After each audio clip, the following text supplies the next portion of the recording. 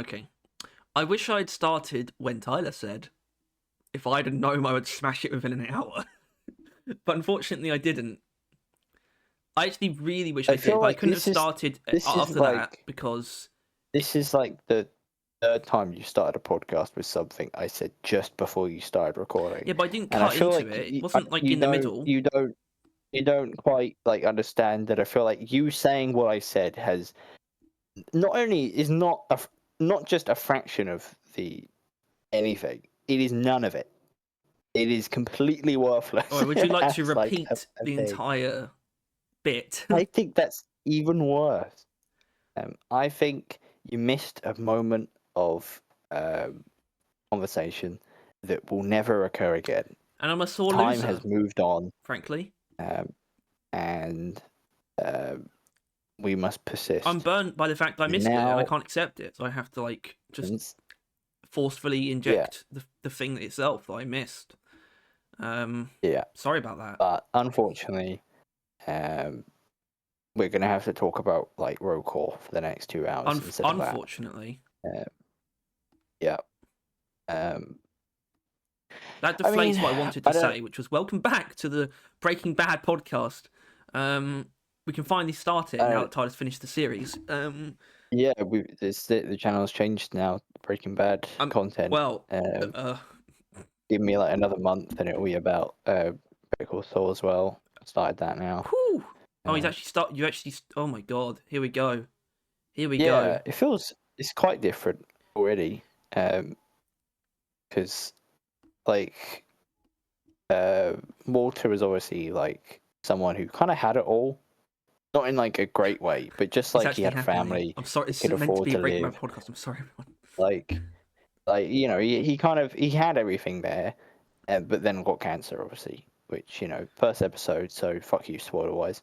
And I think Breaking Bad is I think only Better Call Saul was arguably you can be spoiled. But even then, I'm not even sure. That ended 2 years ago. Moral of the story. Well, my position on that is you don't need to spoil things unless you need to. I don't think. Yeah, my point is, don't go out of your way. Walter kind of had stuff to lose, where it started off and it's shown that Saul or Jimmy, I'm going to call him Saul though because I think it's a better name. Saul has nothing going into this.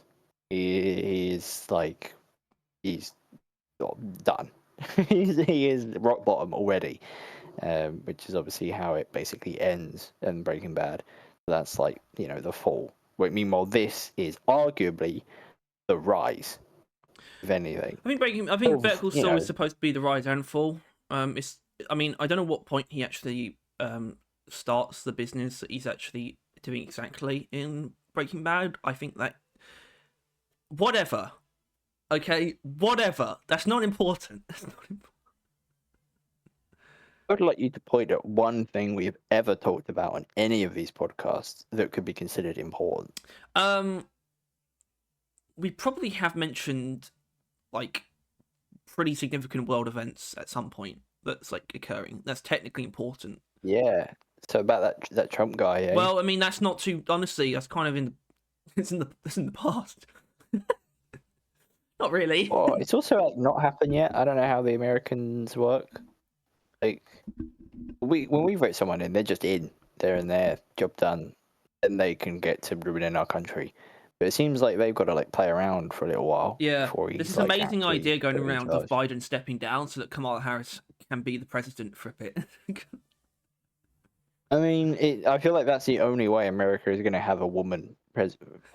God, because probably it's just like it just seems somehow impossible, or like it's going to have to be both sides put a woman up for it, because otherwise it's just. I think that would be very interesting, actually.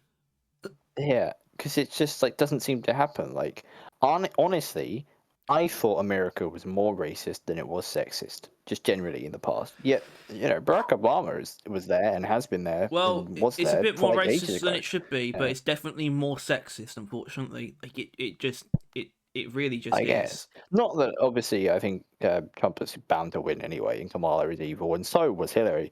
But it's just weird let's be careful. Let's not say Kamala is. I don't know why. I just think it's less hard. It's less hard as Hillary, which is definite. You can I definitely guess say Hillary that. was like an I actual don't mind like that. war criminal. Yeah, Unfortunately, the thing is, I do think but these conversations tend to actually they run these are the kind of conversations that run the highest risk of putting people off, especially when we're supposed to be a apparently we're supposed to be a Deep Rock Galactic podcast, but I mean, I think we have to shift gears now. it's just like a ghost ship podcast. Well, I'm not being Like, exactly being coy. I'm not more talking Deep about Rock like, oh, let's Galactic, start talking about Breaking the Bad. IP. Yeah. Well, actually, that's what the channel's been since Rogue Core's announced. Which, by the way, not that it was a year ago, like today or anything like that, but it was actually roughly a year ago, even though there's kind of a month difference because it was October last year. That was the On the Horizon stream when they first announced Rogue Core, and it was the podcast that followed that. That was when we first started doing video. As you can see, that hasn't lasted. Yeah, my camera. I mean, I don't. It hasn't worked for like a while now. Yeah. Actually, It might. I mean, who knows? It could come back, but at the same time, I prefer it this way. it would be whenever we get like, Rogue Core devices. I might get a face cam with that. The Rogue Core device. So Yeah. it will be of any quality. An actual webcam is. Yeah. It's an interesting concept, isn't it? Production value. Yeah, I mean, all of it is. It's all an interesting concept because I mean, look, this is technically supposed to be a On the Horizon recap, and it will be, but I'm not gonna pigeonhole us into a structure here. I'm not gonna be like, oh, what did you think of the publishing segment? Because, I mean, I don't give a rat's ass. well, that's not true. But also, some of them did. That's not true. Or I'm not gonna be like, oh, what were our thoughts going into this stream? Because frankly, that's the kind of thing that's pretty like bland, I feel like. And I'm pretty sure we said the podcast before the stream. Not that I remember. Or on the stream itself, like before it started, because I think you wanted to do that on there. Yeah, I mean, I think it can be pretty easily boiled down though to like, I don't know, it's like this weird not even combination. It's just a bunch of like things that it's not. Like all of our feelings about everything Deep Rock related before this stream was probably just a combination of things that of absences. Like it wasn't pessimism, probably wasn't optimism, but it wasn't really apathy either. It's kind of just like maybe apathetic curiosity is actually a weirdly appropriate term, where it's just like we will probably, chances are we're gonna, no matter what they show us during this stream, it's probably gonna make us care again. Bad or not, maybe that's has some bearing, but I'd say that's kind of how it went. But I think I'd rather just talk about how it went, which was I don't know, quietly almost, you could say, actually. Very chill. Very nice, actually. I'm surprised how low key the stream the stream. Yeah. Do you know what I mean, though? Do you know what I mean? And it was just less detrimental, or like it almost felt less important than it normally is. But I feel like that's only because the last two times they've done this, there's been some pretty like noticeable, bad news. That always heightens them. I think it's also, there are like most of the streams are also a celebration of the anniversary of the game. So it's a celebration, therefore it's a bit more. And last time it was the announcement of a new game from them, a thing that they've never done since they made Deep Rock. So like there was actually always been a celebration to every big stream that they do, except this one. There's no celebration. This was simply news. Yeah. Right. This was information. This was just to tell you about stuff, and they treated it as such. And there was a sliver of celebration in them being in the new office, which got his own tour video and so on and so forth.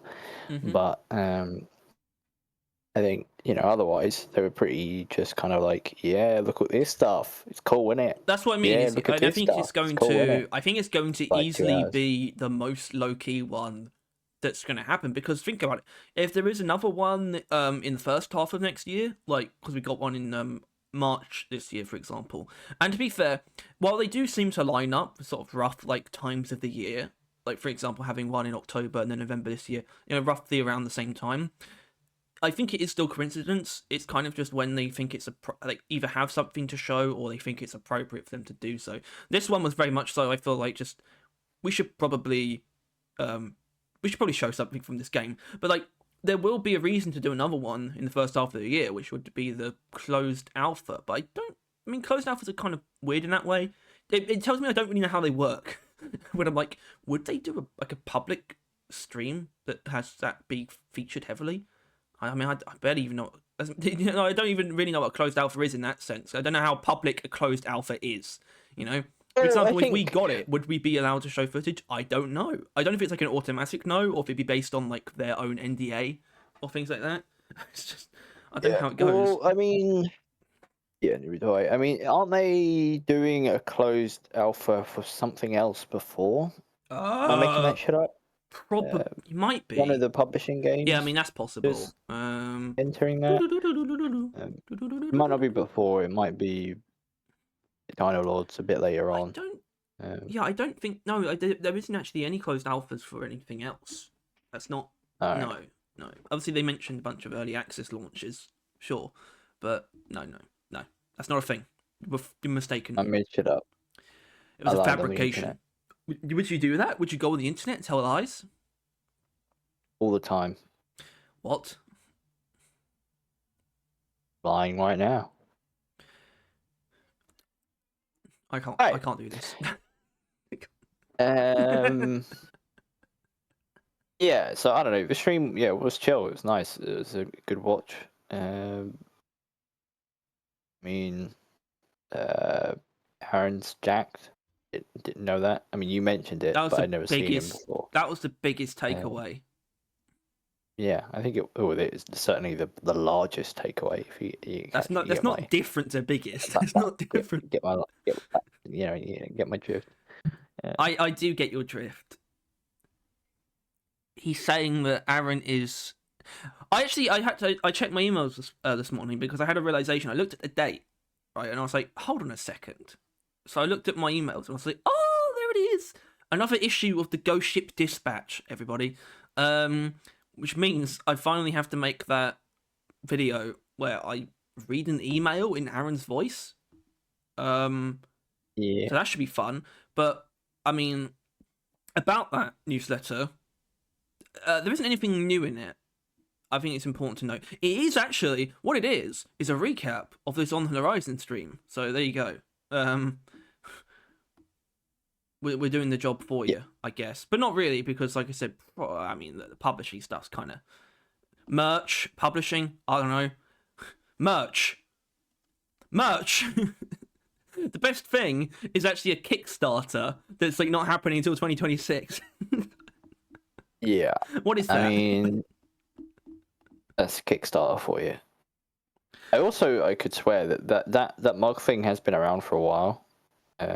I know I've seen those things around, right? Are you sure they haven't been like other people's individual people? Yeah, exactly. Maybe. But I could have sworn I heard that beforehand. But I mean, it's all quite pricey, but I think that's just the normal when it comes to merch. I think it's the. I'm gonna be honest. I think it's the normal when it comes to everything that isn't just like the retail price of their games. And I mean, I don't know if I'm jumping the gun here a bit, but I don't think their cosmetic DLCs are cheap, really. And they're certainly not when you put them all together, you know. Yeah. And even like, and especially like the supporter ones, which I mean, they're pretty open about the supporter ones being a donation type kind of thing, but they're still pretty pricey. And I think Ghost Ship are kind of just comfortable being like, everything that isn't just our games is going to be like fairly pricey because it's not like this. It's it's fair to do that, I guess. We're not doing anything I wrong by having slightly high prices for things, as long as we I have good just business think practices. because it's not just Ghost Ship. I don't think. I mean, I could check. I could look at the other games on there because they're sharing their website with other stuff. But I just think it's just like merch as a whole. It's just actually it costs way more than it feels like it should. Yes, and especially Like when they want it to be like actual of creating the quality. product, packaging them, and then delivering them. It seems like ultimately just ends up racking up to being like quite a lot for some reason. Um, Well, yeah, it's also not. I would imagine not cheaply made either. Um, they're not ones to skimp on that side of things, and it's just how the cookie crumbles. This stuff kind of just ends up being fairly pricey. So it really just depends on whether or not you care enough. Because I don't. Literally, it's the kind of thing where even like the pins. I can't remember how much they were, but it was something like £15 or dollars or something. It's like, but it's just pins. So it's just like none of these are casual purchases. I assumed there was something that I was going to be easier to get. I'll tell you what I did want. I wanted a cap, and now I don't even wear hats, right? I don't, but I wanted like a cap that had like just DRG on it and like very plain.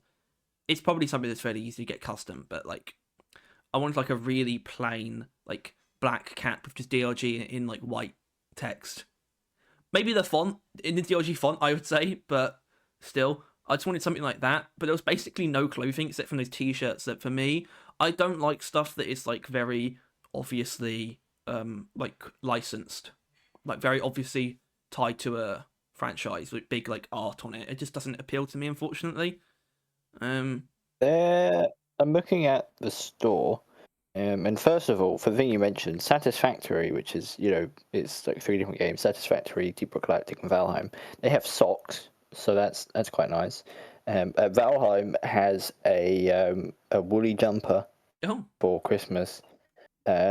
For currently it's on sale for 75 right, dollars yeah, rather. there you go. Uh, That puts it in and perspective a there's little bit. a 40-inch plush. That feels quite large. It does say giant, which is 140 quid, not on sale, not $40 rather. Um, Point is, I think all of them are quite priced, to be honest with you,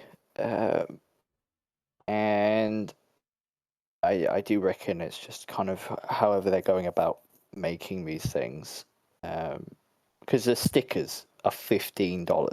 Mm. I mean, that's Stickers are definitely what I was $15, thinking of. which and like the Rock and Stone keyboard button, right? Mm, $19, mm-hmm. and the coin $19. And basically, what I'm thinking is that there is Money like laundering. 10 of those dollars are just delivery or something, right? That is like a baseline at It sum. covers like delivery. That It's like just like a flat all of the rate to sum, cover delivery anywhere in the world. Like, it's the like most the expensive pins are one. 19. Yeah, like it's just like there's just like a baseline amount that the delivery is, and then like because it's then like if you think of it that way, then it's like $5 for stickers. It's like that makes sense, right? Yeah, Like the yeah. I actual think that's actually very creation, that reasonable. number makes more sense. But then if you add delivery, it like piles on. Then again, I'm not even sure. It almost seems like I mean, I think it is like delivery included in that. It doesn't say. I don't Ah, think. yeah. That's like Um, that's the tricky thing, isn't it? It's like, what if like that doesn't actually include delivery? It's like, well, hold on a minute. What's going on here? Shipping calculated at checkout. Oh dear. Uh, okay, I think that just means when you can be expected to get it, Oh, not how okay. much it will cost. Okay. Okay. I mean, I'm when I looked at them, or when I think back, obviously I'm kind of interested in the mugs, but those are like a weird thing. Also, Kickstarter, it feels like they never go well. Am I like crazy for saying that? Very, very often they end up failing. Yeah, is that Just Kickstarter's generally. fault? It's like- Uh, the golden loot box costs more. That feels gimmicky. that is very Uh, that is gimmicky because it's not real gold. It's not. I doubt it actually costs more. Yeah, so that's odd. No, I mean. it's kind of Kickstarter's fault because Kickstarter doesn't. It is very. It doesn't. Like, once you give the money to them, they don't have to produce the product for you to. Wait, it's like it says that like they should. That's And not really like if hidden, they I would don't, you will say. get your money back, but you never do. Oh. Right? That's Kickstarter. Like even if like you want a refund because they never ship the item, Kickstarter will fuck around for like ever, and you'll never get the money back. Especially if the person's spent it already. I think that's kind of the situation. So like Kickstarter's not innocent, but also it's. I mean, there was what was York's Quest, right? That was a game on Kickstarter, wasn't it? Where it just kind of I'm sure they've done a couple failed. of things on Kickstarter. I feel like. Yeah, like it's just kind of like sometimes, Kickstarter is the beginning of the process, right? Generally, yeah, it's supposed to be. like, It's like very foundational, like funds actually for a lot of it's stuff. like someone comes up with an idea and then they ask for funds, and it's like they get the funds, they try and make the idea, it fails. Fuck. It's like going on Like, Dragon's Den, that's but the like dragons common, are I think. like the entire world. Yeah, and Dragon's Den, you barely even made the product, or like you barely have to, right? Like it's that kind of thing. No real need of proof of concept. However, with this one, you're in fairly safe hands because I mean it's like an actual company that are making it, right? It's it would completely tank Ghost Ship's like reputation if that's like something bad went down there. And also they've obviously got real products already made. It's just a matter of mass producing. Really, it seems to be. I guess if it completely fumbled, it would have an effect. But like, there's a lot of aspects to like the board game that have kind of had people a little bit frustrated. Hasn't really had an effect. I mean, a lot of that is actually price. It's just so damn expensive, and it's also like there's been a lot of issues with like UK orders. I think specifically actually not shipping. So thank God we didn't invest. Believe it or not, we didn't get we don't have the board game. But yeah, I mean, I would be the only thing I would actually care to have is probably the stickers, only because I don't have any laptop stickers, and these are the only ones that I would probably consider. But I'm not the kind of guy to do that anyway. So maybe the merch was destined to fall on deaf ears, as far as we're concerned. I think I was expecting something very specific to really want to buy it. Loot box, you can get $15 off. Whoa! Which ain't bad. That's similarly like $60. Which for us, I think that's like 50 I'll get quid. those for my children. You don't have any children. I didn't say I had them. Yeah. I think what I think is kind of, I think we mentioned it as far as the merch goes. I think the figures of like a gold or a Bosco and you just like press a button doesn't look great, to be honest with you. I think that looks pretty shoddy, and it costs $45 as well. Mm-hmm. Yeah. So it does actually say stand and speaker configuration not yet final. So even these are still like concepts. Everything's a work in progress. Yeah. But until the end of time. All pre-orders. Oh right. Okay. I didn't actually know none. I mean, that's kind of weird because they made a deal. They made a point of the store page going live during the stream, but it's not actually ready. No, you can't. It says pre-order. Your whole order will ship early 2025. Okay. Is their goal. Great. Brilliant. Let's talk about other pricings. The pricings that weren't talked about, which is Rogue Core's price. It's a great segue. It's a great segue.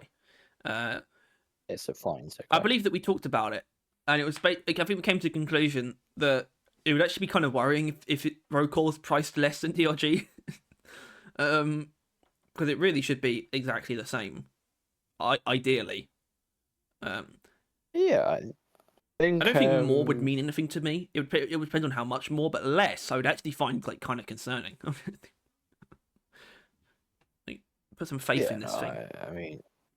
I mean, obviously they got asked the question, so if we were specifically to refer to it, they just said reasonably priced, right? So I think you could then reasonably assume that if it is less, that means they think there's less in it. If it's the same amount, they think it's the same game, and if there's more, they think it's more than Deep Rock, which would be interesting. Actually, no, I would find it I think- interesting if it was priced higher than Deep Rock. Because I mean, there's an argument that that's either because they actually have more, they think more of Rogue Core, like they're going to be more in it, it's more replayable, something or other, which I don't think is realistic. But probably more accurately, it's just games cost more nowadays, and so it's like if they were to have made Deep Rock nowadays, how much would it reasonably they would want to ask for? Yeah, I don't know maybe, what standard price. I don't know if they technically. I still find things like I find AA a very strange and obscure and abstract sort of category of games. Like, what does it take to actually move into AA? Like, because it feels like it almost feels like they should be. It feels like Rogue Core should technically be a AA game.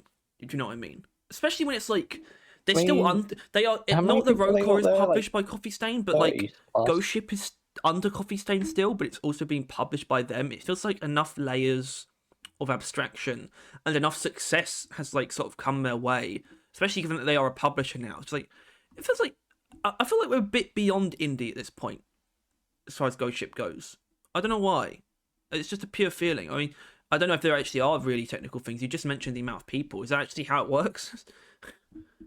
I mean, it's not a part of it. I think like indies are small teams that I think more often than not, like indies publish themselves because there's like nothing else. No one wants them, right? That kind of thing. So the fact that them publishing themselves doesn't break them out of the indie mold, I don't think.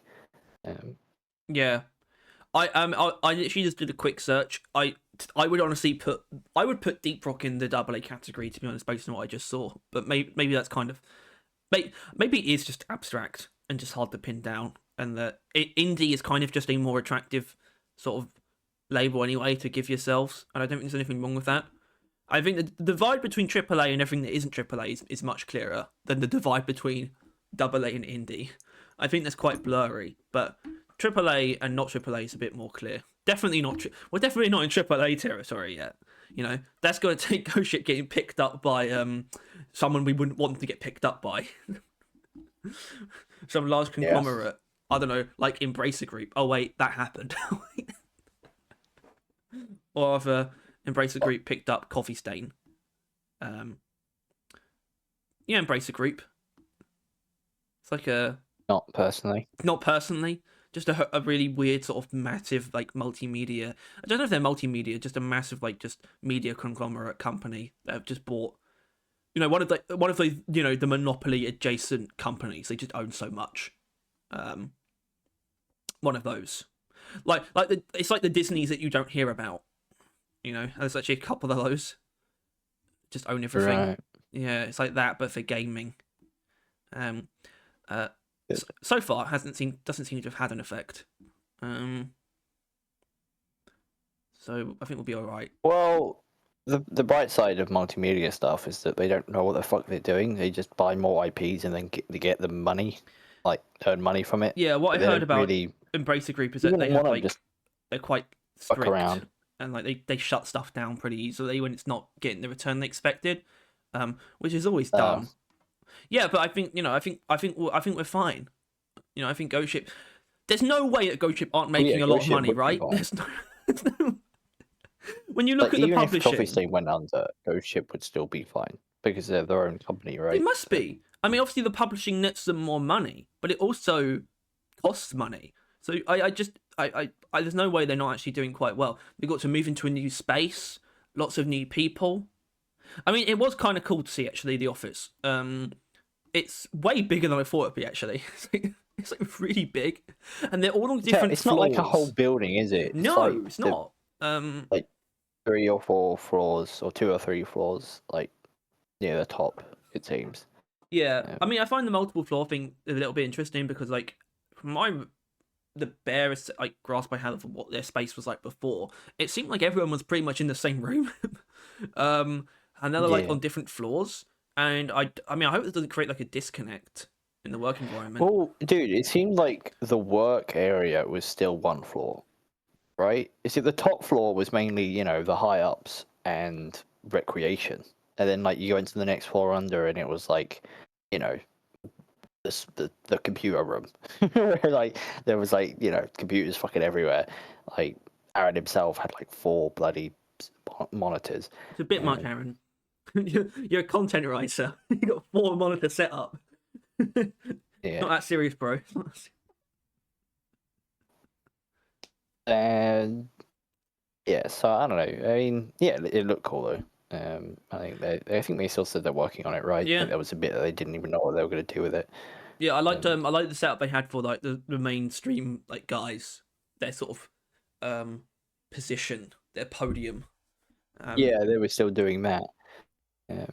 But yeah, it's not what it was before, which was just like like corner, a blank wall, like in a blank room. They just put like a random like bit of art across the wall, and just sat Mick on Soren down in front of it, and they have upgraded quite a bit. And you know what? Look, if they're happy, then that's going to have an effect.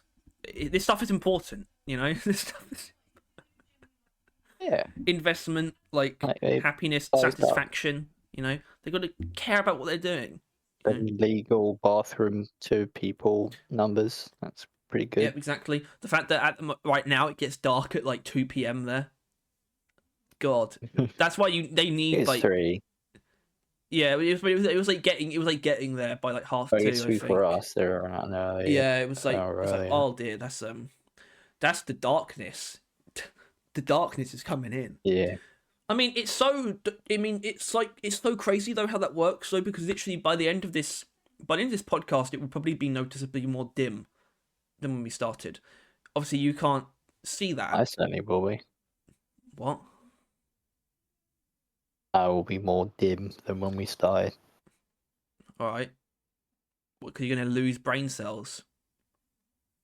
I often do during conversations with you, eh? Jesus Christ. Well, you're gonna lose brain cells when we talk about Rogue Core. Or is this another segue? Well, actually, what we should do really is talk about. I say we just rip off the publishing. Rip it off. I mean, it depends on if you really have anything to say. The new one, Gun Touchables. I don't know. They look fine. I don't like the bean art style quotation mark. I don't know. I think it just feels Ghost Ship, they definitely feel like they're just there to like help out, like literally just local developers, you know. Yeah. That is literally what they're doing, and that's fine.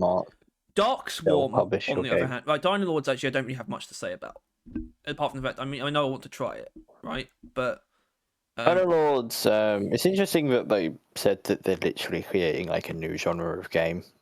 Like either A, they're quite cocky, or B, they are doing that. So it's quite interesting.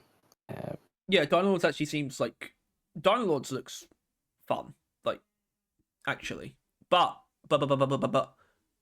Dark Swarm, like literally 2 games have been announced, like 2 more have been like revealed since like they actually had any word on Dark Swarm, and I think that's because it's actually probably going to be good. It looks really cool. It looks really cool, really fun. I think just visually. I mean, look, I'm a sucker for like very like specific effects and things that sort of catch my eye. But that flamethrower effect, man, there was something to it. I think Dark Swarm has the potential to basically be its own Deep Rock, right? Out of the bunch, yeah, you know, the biggest, most like sort of the Ghost Ship publishes it, and then it just takes off on its own. Because while obviously Survivor is done well, right? It's still part of the that's always going to be the case with Survivor. Will get published and just shoot out in its own direction and become as big as a bubble as like at least Survivor on its own, maybe even Deep Rock as like a whole. Yeah, like, I think it is very possible that could be the case. Yeah, and I think I don't think I'm going to be one of those people. I can see that like in the vibe, aesthetic, the gameplay. Like this could be a very large people's cup of tea. And there will be overlap with Deep Rock, It's right? large Like people's players. cup of tea. What? Yes, perfect people's cup of tea. But yeah, I don't know. It's there, right? It The almost source is looks the there. most investable one. You know, it's like this looks like the most distinct and you know what? Not to be rude, but that's probably because it's not a roguelike. Okay? I mean, you do run the risk of Yeah. homogeneity. Now, I have to I separate Rogue Core from this, and you just have to, especially because of what we're going to be like sort of saying about it anyway, right? I think there's reason to believe that it's not going to sort of fall into a lot of those trappings, but they got 3 roguelites under their belt, you know. And Dino Lords, we'll have to see how unique that turns out, but I would still put it. So far, it Dino seems Lords like it's definitely going to has be got like this as well. Dino Lords is it's going to okay. be like Age of Empire, like story mode, right? Or like Age of something or other. Like you load in. There's a scenario. From what they said, like you're the English and the Danish are invading. So like What? you spawn in. Wait, is the Danish are invade? What that? That's a weird thing for them to do. Yeah, Specifically. I guess, yeah, but that's why I remember it because that is weird. But it did occur. But then, yeah, the Danish have dinosaurs. So, like, I don't know, you spawn in, you have like a certain amount of strength. You have to fight back against a certain Danish threat where they have like a T-Rex or something, right? And then you win once you survive. I think that's what it said that it is for now, um, which is not a roguelike. It's also not what I was hoping for, to be honest with you, either. Um, like more of a, like a, I don't know, open world survival would have been cool, but it doesn't seem like it's going to be That's that. kind of silly because we knew it was a strategy game from when we first heard about it. Sure, but I mean more like, I don't know, it's still like doesn't end within like 20 minutes of you investing. You're like more building up a town for like a long period of time rather than a short mission based creation. Like, I don't know. But that's coming out. Quarter. Apparently, that will launch Q3 next year. Darkswarm, on the other hand, is to be announced, like even early access release. So that means it's still might no not. fucking clue. Yeah, it might not even come out next year, and it like looked very fleshed out. I mean, it's probably a lot that you didn't see, but I mainly just mean like environments and sort of visuals and stuff, though. Obviously, we didn't see anything from a mechanical perspective, like no menus or anything like that, and that's fine. But it still looked like a lot of work had gone into it, and yet it looks like based on this, it probably won't even come out next year. So it's like, oh, I think that they're definitely putting a lot of effort into it, a lot of time, and that's good, I suppose, because it's not like we're invested in it yet. So it's the kind of thing where you don't really have to care about it until it's like about to come out or has come out. So I can live with Darkswarm, not coming out for a while. That's not going to bother me. And I can live with it not coming out forever because I'm not going to play it. I think that's not super likely to be true. I don't think you can really say that, but I think I easily can. There's nothing about it that I find particularly appealing. that's because I don't you're like this genre snob. of game. Is that because you don't like sci-fi that much as well? Well, kind of, yeah. It doesn't appeal to me specifically. Yeah. But I don't like extraction shooters or anything like that either. Like, Well, I barely know what they are, so that's fine. Yeah. What about sci-fi horror? Actually, I mean, Darkstorm was definitely had some horror stuff, but I just want to see like a horror like tag under like the Steam tags for games. Rogue Core to have horror there would be really cool. I mean, before that was obviously only speculation, but I mean, you just have to look at the enemy design, and horror has earned its place there. Right? Like, turn your flashlight off and then look at like all of those. The flying ones, they may be less scary and more like cool, right? But little shit stains, little core spawns, basically every single one of them you look at with your flashlight off falls under horror, right? Even like the fire one, it's less scary, but it still like I mean, directly looks like a creatures from horror IPs, right? Like the Demogorgon from well, Stranger exactly. That's what I Things. was going to That's a horror say. So the creature. fire one, the Yeah. Corpseborn Scorcher, that's the kind of thing where if that was in a film like The Thing, right? If you had a practical monster effect, the Scorcher would probably come out being like the creepiest one. Actually, having those sort of like the flower like open head in like very practical, realistic looking like creature design, that would probably be the scariest of the bunch, to be honest. Um, I reckon. I mean, I mean, a lot of it. I can tell a lot of it is definitely inspired by like practical horror, because I mean, the backbone of like practical like creature horror is like things like opening up and stuff like that. Very often, like opening up and like sort of loose, like flailing parts that reveal more parts and things like that. That's very often what occurs. And if you couldn't tell, this is kind of the part that definitely is driving our interest in Rogue Core the most at the moment, because I think it was the best part of the stream. First of all, yeah. Because I mean, as much as I'm looking forward to the gameplay, they haven't shown the potential of that, if you get what I mean. yeah. Right? I mean, I would say it's the Like, main thing that's missing. I mean, I use the term missing not in like not in a particularly critical way, just in a very literal way. We pretty much got everything except like true gameplay, if you know what I mean. The teaser was like a depth of build, walkthrough. Yeah, well, the teaser right? trailer was like a walkthrough of like stuff that you do, but with no combat. There was nothing actually going on. And then the Yeah. screenshots were very much so abstract, sort of just showing environments and elements and things like that. And then the enemy demonstration was in a sandbox scenario anyway. It was not true gameplay either.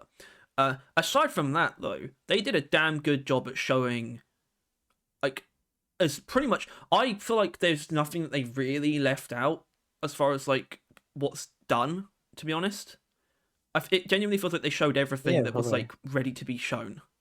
To be honest, and we're coming out Or maybe even like pretty. overdone stuff. Like probably the like pre-built stuff is probably not as done as they're willing to make you believe, right? That's Like definitely possible. There's probably they a lot. probably grabbed some of the more solid things than when it like fucks up its generation Yeah. and it's like inside a wall Yeah, or well, something like actually, I that. mean, I was reading through the newest issue of the newsletter. It actually talked about that's literally what they're focusing on now, is actually figuring out the cave generation properly, like just sort of refining that, making sure it works with like inorganic elements as well as like the normal cave generation. It's like, how do we make it look? How do we make this pre-existing DRG like built structures look how they should? Also, they talked about making them look like conceivable, like logistically. It's like you can see how it like works and that it makes sense. It's not like magically holding itself up or anything like that. But yeah, but actually, as much as I love the enemies, and I love it, and I'm it's the thing I'm most excited to see is more enemies. For me, the standout was still the sort of DLG structures infused into procedural generation. I still, I still love that so much. It's my favorite thing about it so far. Like genuinely, It's gonna be those two things. It is gonna be the enemies and the way the terrain feels are going to be the key factors in making the game feel different. Because aside from the ultimately, there's gameplay still going to be the systems. upgrades. No, yeah and no. Like, sure, when you are interacting with them, the game will feel different. But like, that's every so often. That's like you'll pop into an upgrade menu.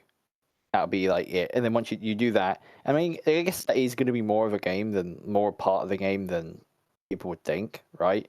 Like, if every time there is like upgrades or things, everyone has to sit down and discuss like who gets what, unless you're really streamlined, that could take a while, right? Like, I mean, this is getting Oh a yeah, bit good off of what I actually. was saying, but like like each one could end up taking like 5 minutes if two people are going for like fairly similar builds. and like they're fighting over it. I'm not sure if they're going to put a timer on it. They might have to. Oh yeah. I didn't think about Like, adding a timer. because maybe like it should be like because I don't know. There's also there is the risk of someone who didn't get what they want, so they soft lock the game by not picking anything. Yeah, I think a So there's that timer as is well. the kind of thing that will either might just end up being there from the start, because they might realize it themselves, or it would be a very quick addition. I mean, post launch. so far, I think they're very Closed alpha might get added like actually if it's not there on closed alpha yeah. launch. Like my concerns with like that stuff has been basically completely squashed. Which I mean, that was obviously in the video we made before the stream. I was like, how are they going to deal with someone hogging all the good loot? And the answer is you can't really hog anything when like everyone goes first in a there's a cycle. Like sure, you can hog the legendary thing, take it instantly, but then you will get scrap until you're first again. And is that really the game you want to play, or do you want to actually, have a long-term strategy, right? Because it's then like you just instantly take the legendary, you've made an enemy out of all of your teammates immediately going into the game. And that is now going to be like, 3 out of the 4 upgrade selections, you will not get what you want. Yeah. Like that's just like people will probably actively pick the thing that you would want or the better things, and it would just completely ruin the game for you and everyone else. And if what they say is true, and you genuinely cannot beat the game with one of your players being just really strong and everyone else being weak, which I really fucking hope that is true, because if that is, that's sick. I just don't know how true that can be. Like, how impactful can if one character had 4 legendary weapons and legendary upgrades up the wazoo that reinforce those things, how could that person still not be strong enough to carry the team? That's what I want to know. Are legendaries not that strong, or is the enemies just that strong? I would say the easiest thing I can think of to like hypothesize on how that would work is there'll be a lot of sort of objectives and things that you need to do, and things that would require your teammates to be around and be alive. Possibly even moving on to the next stage, right? So if your teammates are just fucking dead because they suck, like because you basically hogged all the everything that they needed, then you pay the price, or they pay the price for not picking wisely, either or both at the same time. If they're just dead, you probably won't be able to make progress. I imagine that's a pretty clean way that's going to be sort of sorted out. Obviously, there is there is that level of strength where you're so good, perhaps, so you're so good you can just kill everything very quickly and also revive people very quickly. You can carry the team. Carry the team literally. You can get them to the end. So I do. But then maybe think it's like it. There's times where you need to kill things quicker, because they're always when you catch that kind of stuff where it's like there's a player strong enough, but there's still one player, so it takes them longer to kill everything.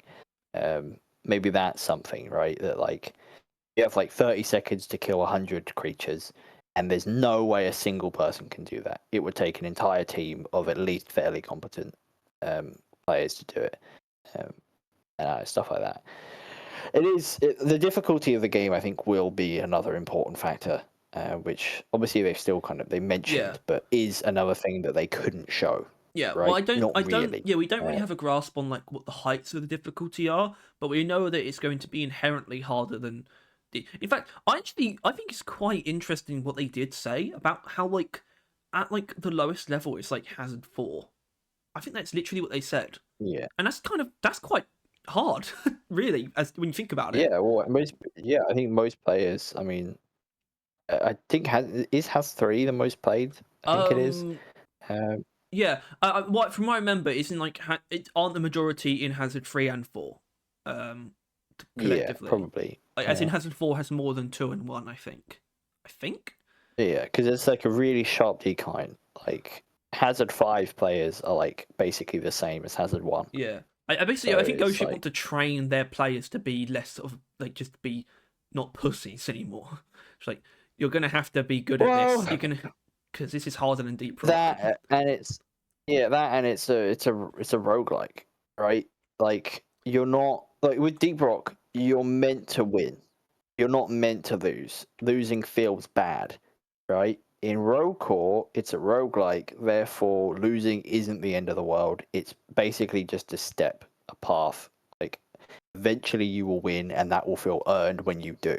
Like, winning is supposed to happen less often than losing in Rogue Core. Meanwhile, it's the complete opposite in Deep Rock, right? Losing is supposed to be less often because it sucks. Yeah, Deep Rook is literally built around, I So think, because I mean, Hazard 5 is still a little bit too unpredictable. So I would say the game is literally built around so that at full strength, pretty much no matter what upgrade choices you make, as long as you have something in every slot, including the overclocks, you directly match Hazard 4's level of difficulty. In that you should be able to essentially walk through a Hazard 4 not unharmed, but you shouldn't fail Hazard 4s if you are at maximum strength ever. Is they the kill idea. things as quickly as they're killing you. But Like, then Rogue Core, if we're starting at Hazard 4, the expectation's a little bit and different. you Obviously, have like no upgrades, yeah, no when you have idea what no you're doing. upgrades, but you would imagine that because of how like sort of roguelike meta progression works, you would probably end up starting noticeably powerful, but throughout the fact that you get upgrades along the way, we're obviously going to be reaching very noticeably more powerful than we are in Deep Rock. Like at the very even the best Deep Rock build will probably pale in comparison to the most powerful Reclaimer.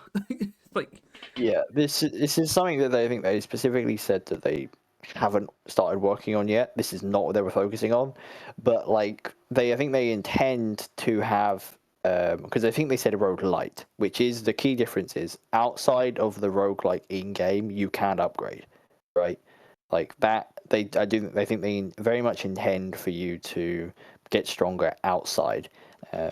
Which I mean, if you need like examples, I just think like that's the mirror in Hades, um, and stuff the like that. mirror in Like, Hades or the weapons in Hades. There's a lot of things in Hades, really. yeah. But just one's an example of it still, or like whatever the hell the thing is in Robot Quest, the shop that you haven't been in fucking ages because I bought everything in it. Where we spend the wrenches on. That stuff is something I think they said they intend to do. Not in any way how, because they haven't thought about it yet, but they intend to. So eventually you will start missions stronger, right? Yeah.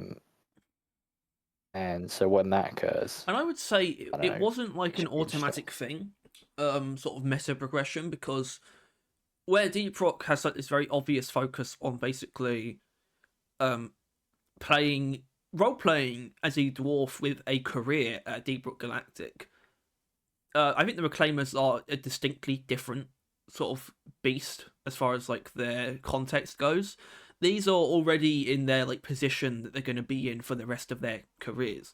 They're Reclaimers and that's it. So you could easily justify have this static level of starting strength, and it's entirely dictated by what happens during the run. But I still think they want to replicate some of what Deep Rock has of like you growing and sort of creating your dwarf or dwarf. I'm still sort of keeping an eye out for how they handle character customization or character creation is still my ideal route. um, but I still think they definitely want an idea of you progressing in a sort of career type of way. I think there will be less of that. Like, we're probably not going to be seeing things like scripts and that insanely cynical corporate stuff because the Ramrod is so much so their own thing. But that idea of like a progression of your career is still, I think they're still going to be there. So you're definitely going to have to get stronger because there's definitely going to be things like shops and things like to buy cosmetics and ways to earn those as well in games. So there was never not going to be a bunch of there was never not going to be a bunch of out of mission stuff. Yeah, they haven't thought about it yet though. This is not where they're like very fit in. That's why we didn't see anything other than the Ramrod. Like if they had to make that into the mission. The Ramrod.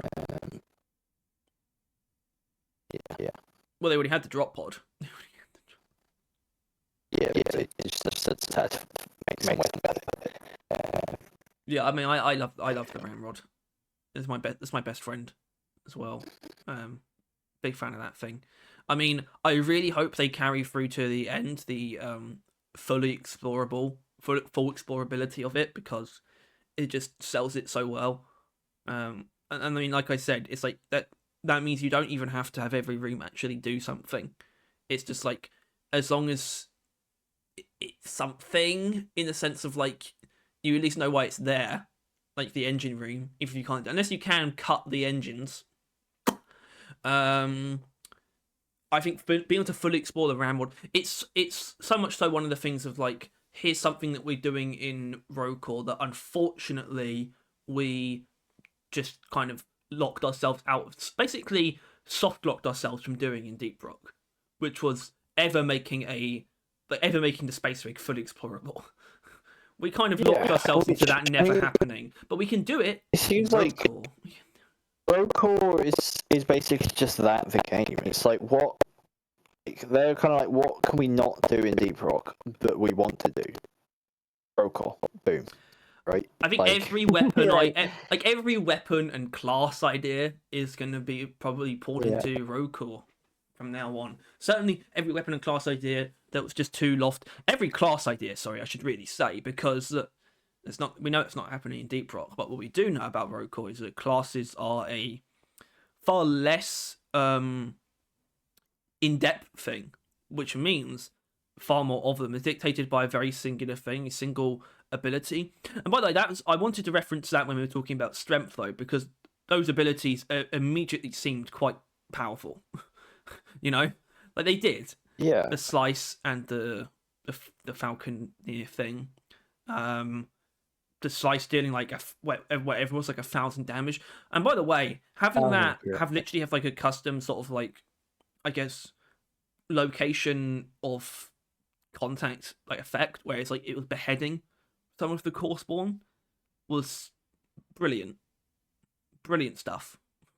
Yeah, but it's not. It isn't ever stated, or it might not be the only way of doing that. No, it's probably not the only way. I doubt that's the only way, but it could just be implied that location-based deaths might be more of a common thing to notice. If you can shoot off parts of stuff, maybe more now. Yeah, I mean, that's something that's kind of always been in DRG's DNA with armor. And then I don't know. I feel like there are some other things like that. Of sort of shooting off parts, but maybe stuff like bulbs on the big the flying fucker in the detonator. Oh yeah, always destroyable parts, and that's something that is clearly not being like. Not only has it clearly not been forgotten, I mean, it hasn't been forgotten, which is why I hope that it's something they're able to put even more into, especially when you have so many new enemies built from the ground up. That gives them the opportunity to make them with like capable of being sort of dismembered and sort of taken apart in ways that the normal Deep Rock enemies aren't, because darker tone. That means dismemberment, right?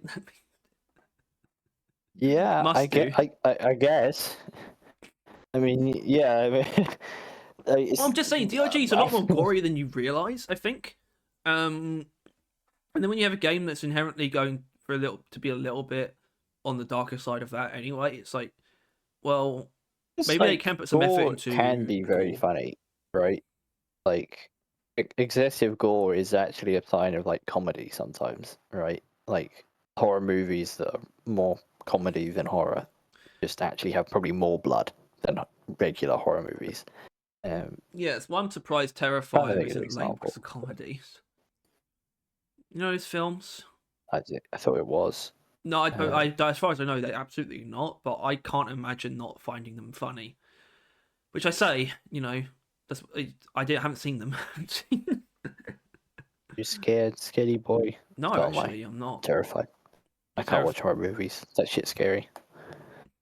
Really? But he'll play Rogue Core, guys. He'll play. My brother played fucking Got to the Ban. It was free on Xbox. We saw, which is the shittiest fucking horror game like going basically. And it still slightly unsettled me because I'm just that easily unsettled. It's scary. I mean, I would say I'm. It's not even that I'm not easily unsettled, but I'm a unit, as in I can experience emotions and be okay with that. I'm not flustered by the fact I'm getting scared by something, you know. So why? So you getting scared by a game makes you not want to engage with it. Yeah, because Basically, that's just scary. it's just like, well, you know, maybe it's not a bad thing though. Maybe it's not a bad thing. Oh, you're a sick fuck. I say this, well, yeah, but I'm not. I actually like really don't like horror movies. Yeah, no. What I do like are spooky cool stuff. things. Are cool things that have a willingness to dip their pinkies into the unsettling and the spooky. And Yeah. Deep Rock has technically always been in that, a little bit, right? Especially, and I mean, I don't blame them because like Deep Rock was always going to become more comfortable as time went on, right? If you know what I mean. Like Deep Rock was definitely creepier when it was more primitive, like when it was less of a game, you know, when there was less going on, and there was kind of just like these sort of distant sort of sounds and like dark caverns and like creatures that we hadn't seen yet, and they would always be creepy or like just scary when you first encounter them, or surprising at least. That was always going to go away the more you add to a game and the more sort of a fleshed out product it is.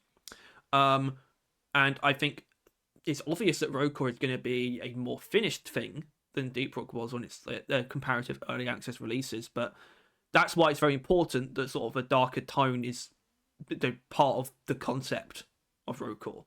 And it was just kind of all over everything we saw, really, wasn't it?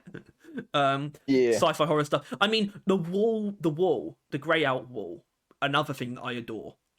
That's got cosmic horror vibes a little bit, doesn't it? Like slightly magical, in its sort of way it behaves. I think. Yeah, I mean, while everything is more horror, I would also say that it's actually more magical as well of a game, right? Like, you know, in Deep Rock, it's like, you know, there are flies that are flying because they have wings. Meanwhile, in, you know, fucking Rogue Core, there are masses that are just flying because they feel like it, right? There's no logistical reason. They are just magic creatures that will fuck you up. I mean, almost so when you while look being at more it, scary, it's equally matched in like fantasy. wonder. Like Yeah. at the same time, it's pretty cool. Everything is almost elevated though, because even like we haven't seen much of sort of the new equipment, I would say, really. Although we kind of have, but even things like I'm going to sort of go in a bit of order of how things kind of escalate, because Ellis, as the drone, is inherently more sort of high tech and like high concept than Bosco and Molly put together. But then it's like, then there's the Falcon thing, and then, I mean, the Slicer itself, the Slicer ability is inherently very high concept sci-fi, or like sort of quite, maybe not high concept, but definitely elevated. It's like the Omni tool, like blade from Mass Effect, that they use, where it's like a holographic blade. Yeah. It's like that's just inherently less grounded than what Deep Rock is. So you got this really cool combination where this is still clearly a Deep Rock game built on those foundations, but it's not. But it's also darker in tone and less grounded at the same time, which is like honestly a perfect direction to go with a game that's supposed to be in the same location and same universe, but be different. Dark sci-fi and like dark fantasy at the same time. It's just just good.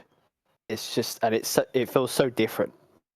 Right? I still think it's the crazy key that we're thing. still on fucking Hoxies. I know there's no way we weren't, because that's literally the entire concept of Rogue Core. But I remember when they talked about ages ago the idea of like, oh, why set it on one planet? It's just like, well, how they didn't like the idea of like the very common sci-fi trope of gimmick planets, where like every planet is just one thing. Like every planet is one biome. Like no, a planet easily has enough biodiversity to sustain a whole game. How about 2? Yeah, and now apparently 2. And I mean, technically 3, 3, but there's no new environments in Survivor. But you know what I'm saying? It's like, I love that concept has just been stretched to its limit, but it's not really, because it's completely just a planet. A planet can contain so much. I like how they don't need to ever leave Hoxies, really. They don't need to. Yeah, like I don't know if this is a thing, but like, or I guess like Earth. I'm just thinking like games with like planets in. Like, what's the most like common planet? And Hoxie's is probably going up there, right? It's like 3 games set on Hoxie's. Earth wins by like a pretty big amount, I imagine. Oh yeah, of course Earth But wins. then, like, I see what you're saying. It's a bit of yeah. a weird thing to think about. So games, is this game set on a planet though? Yeah. I mean, because or, like, Mass Effect half-planet, technically has like 3 of a bunch, recurring ones. like Yeah. across the 3 games, like a lot of different ones, I suppose. Oh It would well, be Gears stuff of like War. that. Gears of War is set on a different planet. And there's like every time, or just no. same It's, one? it's set on a different to Earth. It's on one planet, but it's not Earth, and that's like 7 games, I suppose. With, That's up there. yeah. I don't even think it's alternate history. I think it's just like far future where mankind has colonized another planet and then gone through a fairly similar like sort of process. It's become very Earth-like, and Earth is kind of not really in the picture anymore. Gears of War's pretty cool, but yeah, what a strange concept. But that's also, it's not that those games, they've never looked too different though, game to game. I mean, Hoxie's inherently has more biodiversity than most games are willing to invest in, really. Yeah. Especially Halo Infinite. I think, yeah, the fact that like Hoxie's is probably becoming one of the most like iconic fictional planets, right? I hope it is. Not that I think Rogue Core is really that's gonna really make it much of a difference. I'd find it interesting, but yeah, it's got like even more depth to it now. I find it interesting that they also, it doesn't sound like Hoxie's itself is the cause of this whole grey out. No, right? I think I don't Like- remember I don't remember this being talked about personally for some reason. Makes me feel like an idiot, but It's just kind of is nothing specifically said that. It's just more like they specifically said that like they have to answer questions with the gameplay and like the game and the lore, right? And the question of like why is there no glyphids in down here? Yeah. Right? Stuff like that. And it just feels like if the glyphids are Hoxie's buddies, the natural life of Hoxie's, which you experience during Rock Galactic, is essentially wiped out completely in this area. It feels odd that Hoxie's are not only wiping out dwarves and their productions down there, but also all life as it knows. And it's now being replaced with something completely alien, even within the parameters of an alien planet. Like, well, yeah, because the grey like out before, zone, it's we like were- we it's were kind of looking at artificial, bugs. isn't it? The grey out zone, right? it's kind of Yeah. And it's like the only thing that's really, like core-ish is the Omeron balls, but that is not implied. I mean, that's just don't closer really to know the core. exactly what they are. That's kind of an assumption, yeah. technically. They look like Omeron. Well, but... we assume. Yeah, but they look like Omeron, which is, as far as we're aware, like very Hoxie's specific, right?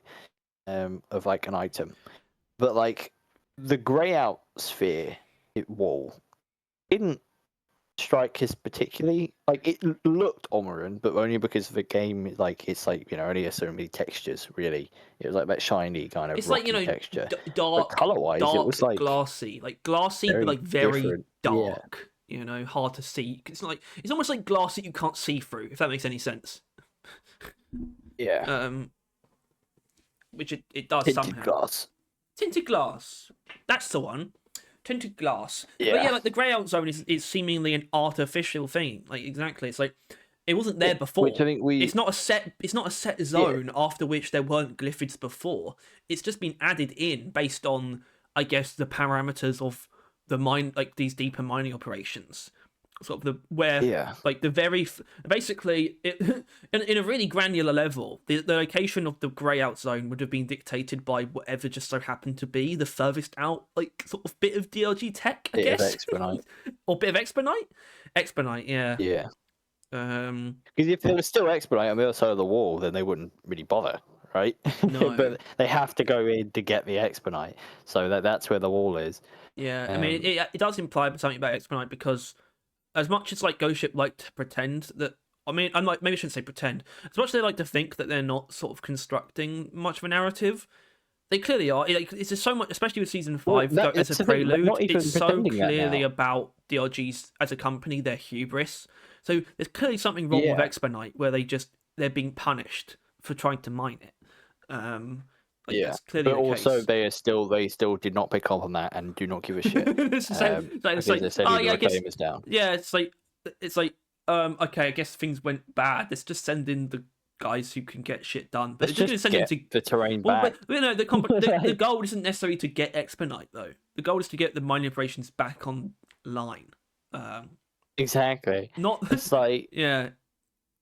It's like yeah, and we're not it's a like they're just substitute. like DRG's just like fuck it. We'll just send in the guys who can get this like back running again. We're not gonna retreat. We're not not gonna recall all our equipment. We're just gonna get it let's working not again. like think about our ways. Let's not like try and figure out why this happened. Let's just get the bases back in order. Well, Let's to get be some more fair, Expedite, baby. every Let's time they go. tried to add like automated defenses, they just went completely fucking wrong.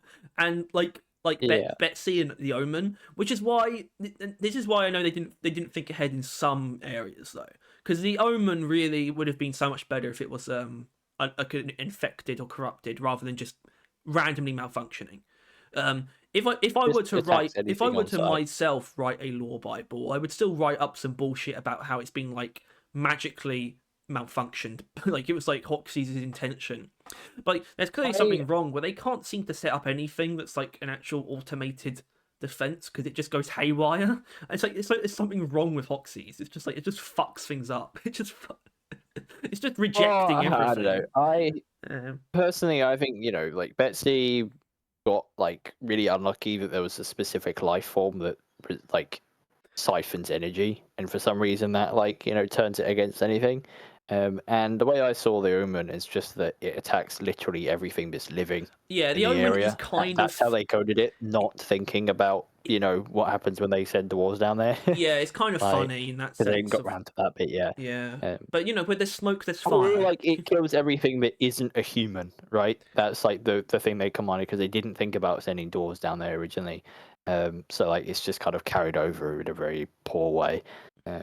Yeah. Like, I mean, I would love to see things like because they definitely had the opportunity to do this, like setting up like the Omen Mark II program as something to do as like one of the side objectives. Oh, here's an Omen, set it I up, think and then it base calibrates itself. defenses, which either turns against you and you can then Betsy into your teammate again, or just in situations where it is even harder than normal, so they give you a bit of defenses just to help you out. Like in Yeah, I love when games do that kind of thing. like in fucking the Quark missions, right? Where they're kind of aware that the situation is a bit out of hand, so they give you some turrets, like something like that, where it's like it's an event where it's gonna spawn way more, way tougher enemies. Here is a huge fucking minigun on a sentry. I love that kind have of fun. thing. I mean, Halo's got that in fucking droves. I mean, there's a lot of missions that are just like this a specific context, so you have a specific thing to use during this mission that you won't get again. Halo Reach is lathered in it. Like early on, you get the target locator, which just like calls in like an orbital strike. Then you get then you get the Saber, like the most advanced like space fighter that UNSC has for one mission. And then in the final mission, they're just like, we need to get this ship off world, so you're just gonna control this fucking like mass accelerator like cannon turret and just shoot down like Covenant like cruisers with it just while we try and escape. I love that kind of stuff, and I would love to see because DRG has a little bit of that already, and that's another thing I would love to see more of. And the great thing about Rogue Core is like they don't have to repeat stuff. They don't have to be like, oh, let's make a cooler Betsy or like things like that. It's you just do a complete, or like you don't bring Betsy in as well and have to update her or anything. You can leave Betsy out, but you can make a sort of new sort of DRG like a piece of equipment or robot that is just unique and different to that and cooler. I mean, we don't even know if Ellis attacks, by the way. We don't know about what Ellis really does. It's just like where it explained that Ellis, you put a Expedite into Ellis and then you get upgrades. They also then said, and a lot more. it is like how they described Yeah, like I mean, what Ellis is capable I of. want Ellis to be a working ally, because that would also hopefully Oh, I like imply Ellis upgrades. exactly. I would Like hope that would imply specifically. Ellis upgrades, and I would want like I love that kind of thing about having an AI companion who is upgradable as well, and getting them to be a very Well, especially powerful says unit. because like think about it, right? There could be a very interesting dynamic where their Ellis upgrades could be based in kind of like two, maybe three. I've only thought about two currently areas where it's like there are a tree and like upgrades based on like how much exponent you need to give it for the upgrades and how good the upgrades are when you get them, like increased rarity chances, or like maybe you get to pick more. There's a chance of that, or something along those lines. Basically, upgrades specifically, like improving upgrades, right? Like from Ellis, like you upgrade Ellis's ability to give you upgrades, Oh God. that stuff, or the upgrades could be based on buffing Ellis. So instead of like increasing your firepower, you increase Ellis's firepower, which would have to be so good to warrant that. Yeah, it does just Right? depend on whether or not he did. I mean, he looks half combat oriented. He looks like a little like VTOL like military drone almost, as well as just Yeah. whatever he's doing aside from that. Um, apparently he also used to be. They were originally going to call him Ripley. You do know why that is, right? You're not like thinking about your cat. I know you are, but you know Ripley, right? From Alien. Yeah. Yeah. But that's because Ellis's acronym is actually the REPD. So you can kind of see it's a little bit more of a connection there. And they just abandoned it. It's like, let's call him Ellis. I mean, Ripley's a bit on the nose. The Ripley is very on the nose, but Ellis is such a mild name. It's such a normal dude name. Yeah. It's such a. Well, Molly is just kind of it was a normal woman's name until it became iconic with Molly. Yeah, right? but it's also like, called the Mule. I guess. No, I agree that Ripley's on the nose, but I think Ellis is just so funny because it's so separate from the acronym, and it's just like it's just Ellis. It's just Ellis, dude. Just leave him alone. Don't talk to Ellis.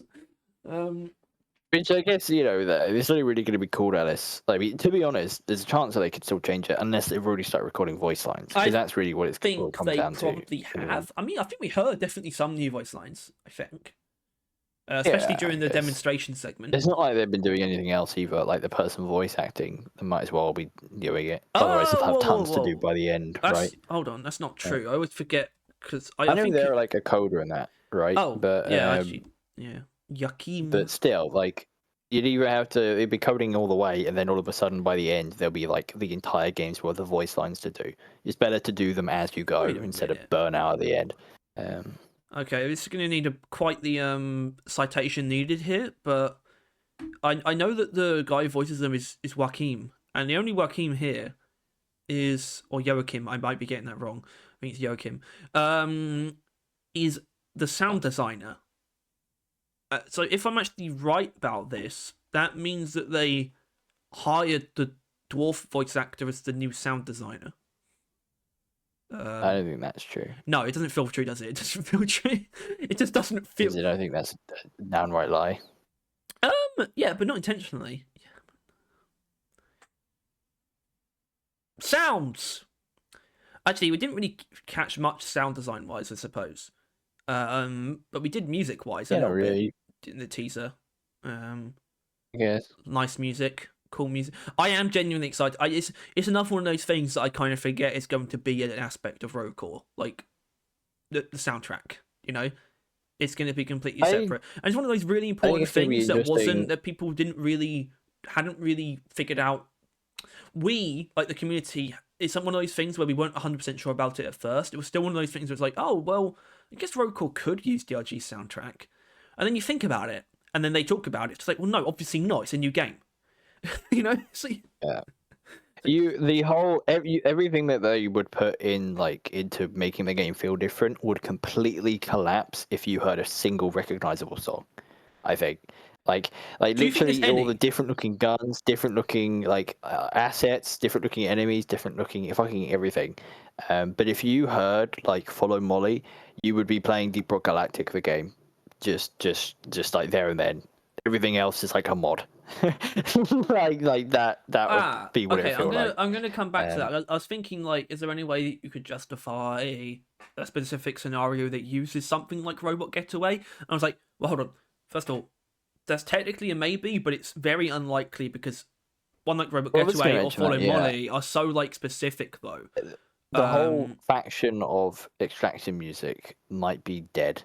That's not going to be something you would hear in Rogue Core. Yeah. However, I think other types of music is going to absolutely skyrocket in quantity. I think, well, yeah, it's Event going to be music, such a right? combat-focused Like, soundtrack, you know? yeah. Which But is like, just there'll be the exciting. combat ones, the basic swarm ones, basic, environmental. But I think, like fucking Matrix Core, not like Yeah, state machine event events. one. We might Well, hear a yeah, lot more the of machine those. events got one. Yes, absolutely. A lot more variants and bosses, right? Oh yeah, another one of these things, like the ramrod that we Like, mentioned earlier. This is a big one, I think, but that we haven't talked about yeah, yet. A big point of I think there's a really good term for this. A point of contention is not the right thing, but this big sort of ripple, I guess I think we've always had, kind of against Deep Rock. Actually, one of our longest standing criticisms, isn't it? boss fights aren't great more often than not. Well, I was And actually more talking accurately, I about think is what you're referring to is music. soundtracks for bosses or specific situations. Yeah, that. Specific soundtracks is something we haven't had, mainly because I think of the way that they've been working, which hasn't sound. I don't think that's changed. I'm not sure if that will stop being a problem, because obviously the way they do it is they get in that random sod, they get him to orchestrate a couple things, and then the sound designer makes them into the actual game, right? And they did that like twice throughout the entire duration of Deep Rock Galactic. And they're doing that again, as far as I'm aware, right? As far as I think we're aware, I'm pretty sure I they're didn't hear anything bringing back the different. same fella. Yeah, it's the same composer as far as I know, which is obviously Yeah, is a good just thing. with a new sound designer, but still. Missy Trolls. Yeah, so there is no real implications that they're going to be any quicker or better on the uptake of songs, right? It still might be a case of bulk songs, maybe once or twice, and that's it. Yeah, well, you do have to consider there's already a divide. Like Deep Rock soundtrack is technically like quadruple barreled anyway. It's not like it wasn't made with some consideration. You do have ambient, swarm, extraction, and boss fight tracks. Yeah, but the thing is the boss fight tracks. First of all, this was Dreadnought. You got 3 Dreadnought songs. That's it, right? That's it. Mm-hmm. That's the boss. That's the boss fight music. Yeah, I know. However, in Rogue Core, if we're assuming going off of standard roguelike gameplay, which this is literally, I would be interested. Actually, no, there are examples I can already think of. But rule of thumb, generally speaking, with this type of roguelike, after every stage or during every stage, there will be a unique boss fight. And if you like, realistically, each unique boss fight would have unique music. That is rule of thumb for gaming, I think, especially if it's like a proper boss fight. And they did it themselves with the Dreadnought, right? Dreadnought has a unique soundtrack and a unique kind of tune. Most of its ones, like you can tell them all. And so I think, if we're looking at like 4 to 5 stages, minimum of 4, but going off of a screenshot, obviously everything's due to change, but minimum of 4, 5, we'll say there's a boss on each floor. We know we're getting bosses as well, just putting that out there. They said yes to bosses, but obviously they haven't thought too much about it. You really have to like So clarify. basically, you shouldn't have to, but also you could. Like, bosses, like, it doesn't actually fit naturally in Deep Rock. Right at the end of every, because like, you think every stage is basically just a short mission of Deep Rock Galactic, right? You go in, you do like an objective, you upgrade some stuff, and then you move on to the next one, right? It's like it's each stage of the deep dive. If you had to fight a boss at the end of it, it doesn't quite feel right.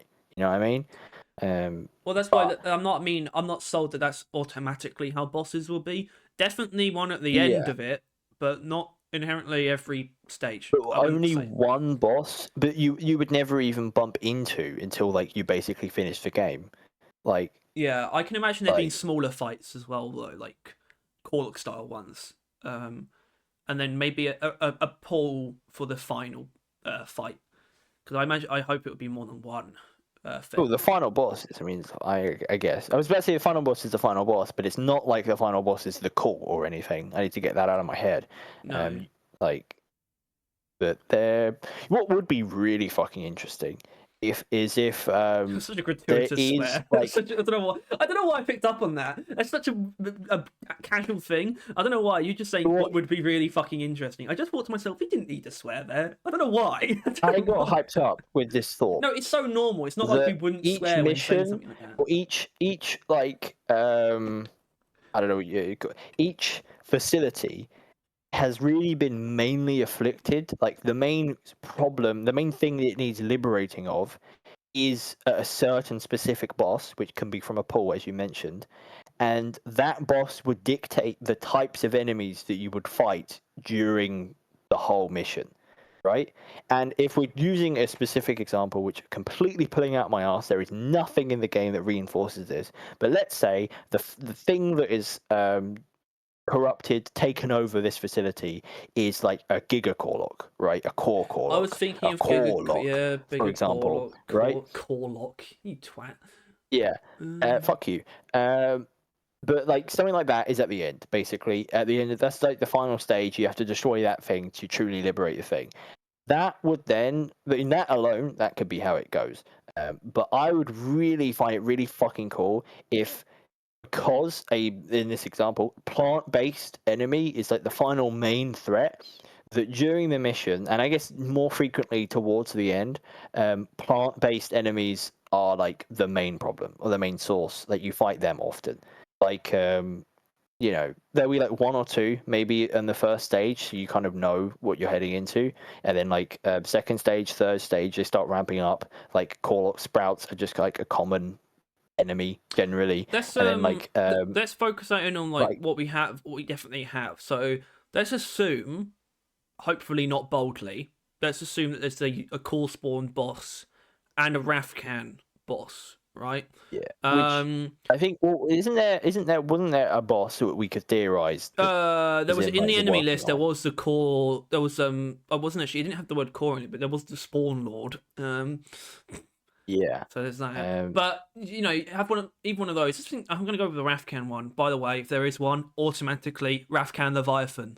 If you don't call it that, I just won't play the game.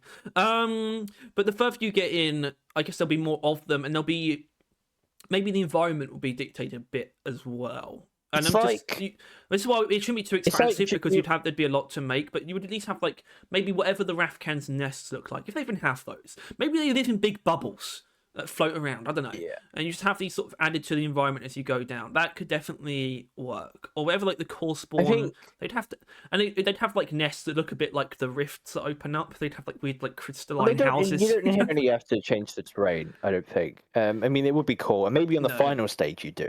In the final stage where it's like the boss fight has its own like this stuff. Is how like you in would the Corlock one, there'll be like plants and vines everywhere. Yeah, because as far as we know, the final stage will basically be the only one that is truly entirely the new core biome. So it would be cool if even then they're different between the runs, because there'll be some features that are dictated by the final boss. So some plant stuff, maybe some sort of like more like ocean-like features if it's the Rafcans, or like whatever core spawn would entail. Things like that then you'd have like slightly different variations on the core biome itself. Could be kind of cool. Yeah. And I think genuinely, like, first of all, I fucking love this idea, obviously.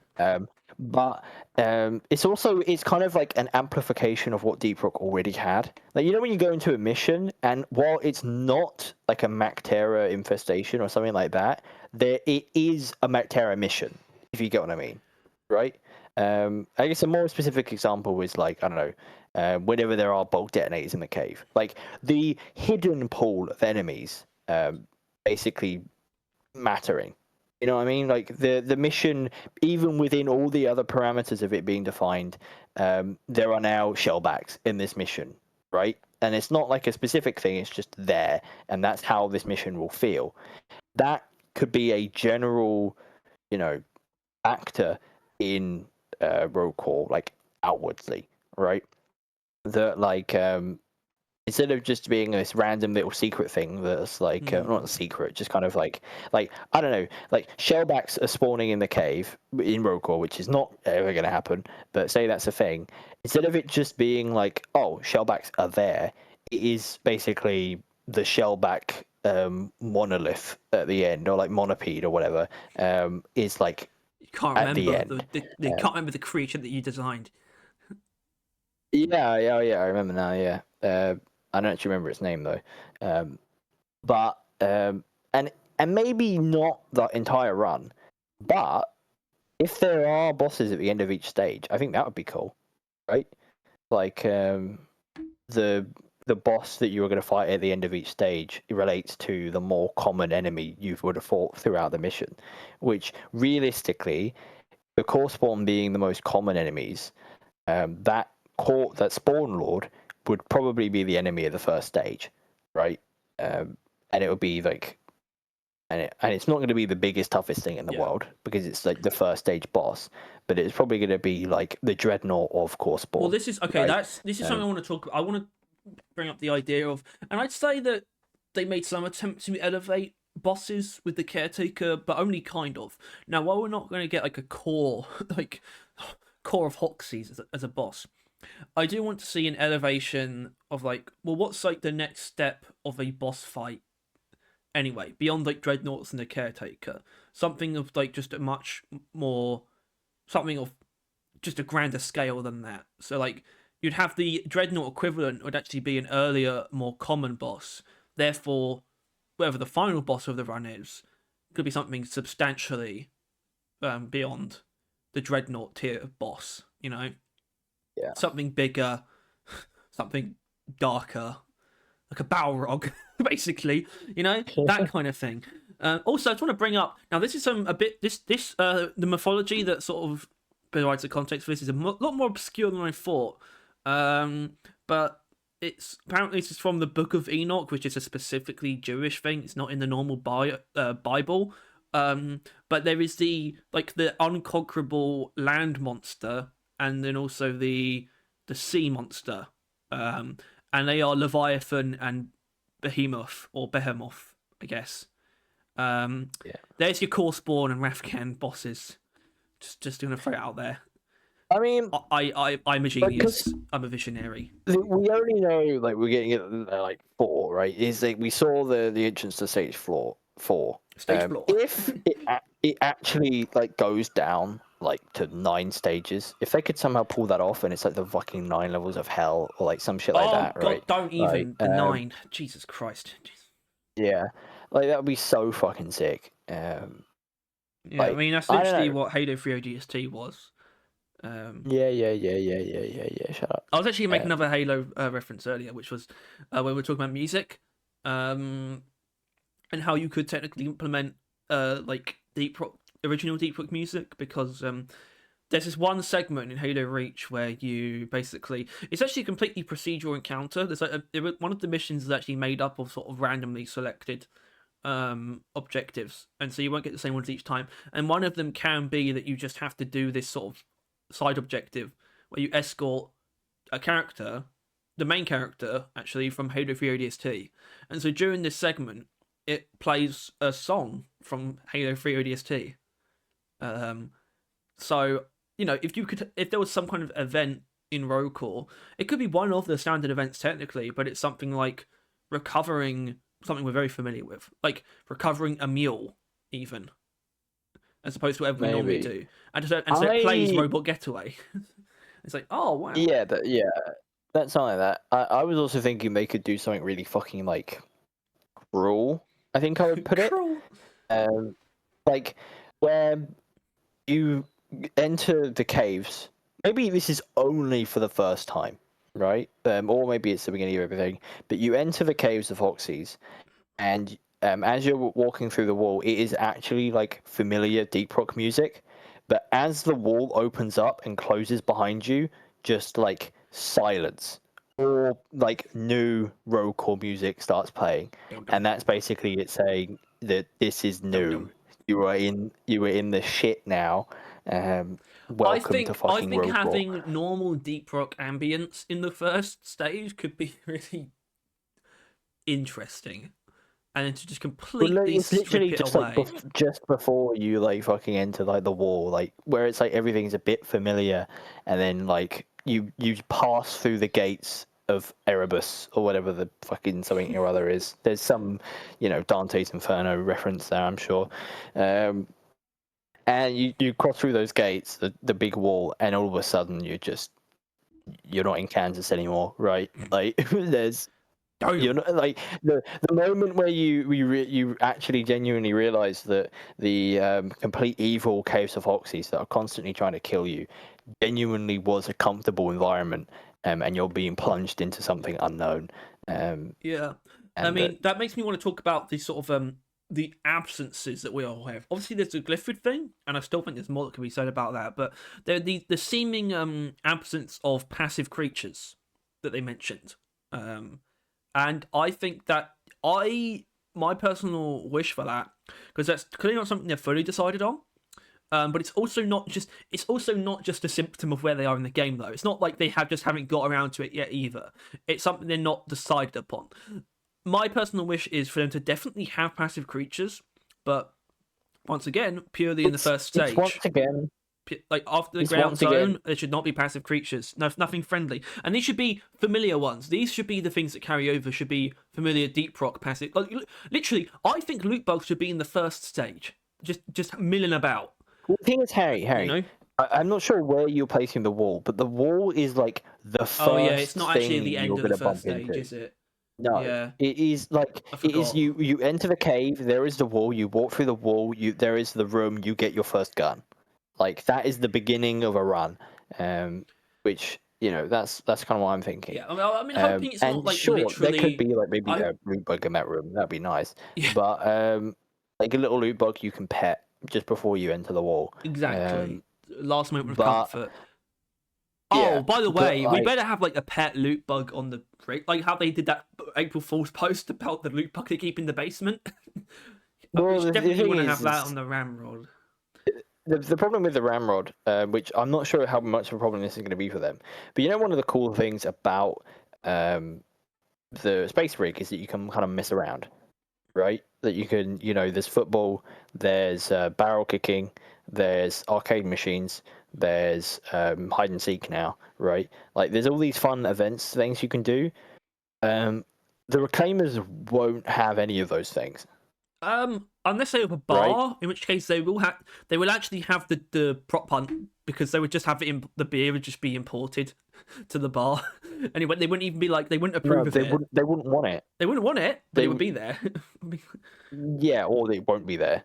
Because I think ultimately they want to reinforce, like they've made it pretty clear, and they are aware that it's kind of a difficult thing to balance, because that's the that's the problem with the, so how do you still make passive creatures. How do you still make it a fun hub, I suppose? Things that they want to do, but law reasons prevents them. Like the Reclaimers, they're more serious. They're still dwarves, as they said, which is going to mean they are going to be beers, but they're Reclaimers. They're not. Yeah, something like that. It will be more in a sand like pit, manly or something, right? Yeah, like they should have the most. They should have the most flamboyant minigame possible. They should have like fucking naked volleyball. I think the gym thing shouldn't be nothing. I think you should have you should be able to weightlift, and it gets it's basically like a tapping, spamming minigame or something, right? Yeah. Or maybe a timing one, either or, where basically you just have to see who can get the biggest reps, basically, in the lobby, something like that. I do think there will be mini games, but I think that is kind of that is what they're rubbing up against by the sounds of what they're saying, and that's the same problem with the Yeah, I mean they could have an passive arcade creatures. machine that's Is got it sounds a like the really grey out. basic like boomer shooter in it or something, like a Doom thing on an arcade machine. It's more likely than what they've got in the than Maybe, Flappy but Bird. bear in mind why they added, like, they didn't just add an arcade machine for the fun of it to Deep Rock, right? It Well, was an okay. actual gameplay system Now that's which they then true, reverse but I engineered into don't a give hub. that much credence to season 4's additions, to be honest. But sure, whatever. Yeah, no, Yeah. I don't give a shit about anyone. I don't give a shit about season 4.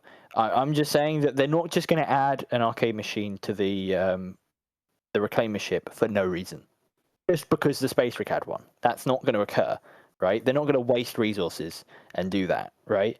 I don't think. I actually want to look over the footage and look at the ramrod stuff because there was more than one set of weights, basically what I'm saying, and I want to know if there was 4, like if there was like. I think I saw one on both sides. Yeah, that's what I saw, one on both sides. Punching bag on that. Punching bag could be its own. I think technically as well. Like there are some like things as well. Like you forget how much. Like it makes me think about how much is in the rig, like the button which turns off gravity. They're not going to do that. But if there was a button which could like turn off the engines and then they all fly forward and smash their fucking heads against like the glass, something like that could be pretty cool. Well, the idea of it being fully modelled, I do love the idea of basically doing spacewalks where they can just go out onto like through an airlock and just go out onto the top of the ramrod and just walk around. I really love that idea. It's hard to justify, but at the same time, it's not because it wouldn't technically be a mini game. It would just be a thing. There would have to be a way to get out on top of it. There'd have to be a maintenance hatch. Well, mate, there's always going to be a way to get out on top of it. Exactly. Players will find a way to leave the. Well, no. I'm just saying. Like because of the way the space rig is, we technically.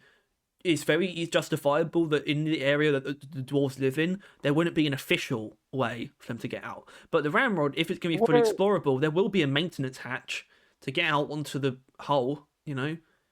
The reclaimers can use. Right, I guess you found the exact thing. I was thinking, like, like way in and out, that would just be sealed. The way to get out during a mission will be the drop pod, which will be sealed. But yeah, I guess specifically a maintenance hatch is like the one way of justifying that they would like basically break the hatch and like sneak out. But it wouldn't be sneaking out because it's their ship, and it's like they can just do it if they want. I guess, but it's. You think there's something to it not being technically allowed? They don't own the ship, right? Like, I'm not sure. I'm not about that. No, I'm literally not sure. Yeah, well, I guess this is just how we're perceiving it again differently. But I see it's still Deep Rock Galactic ship.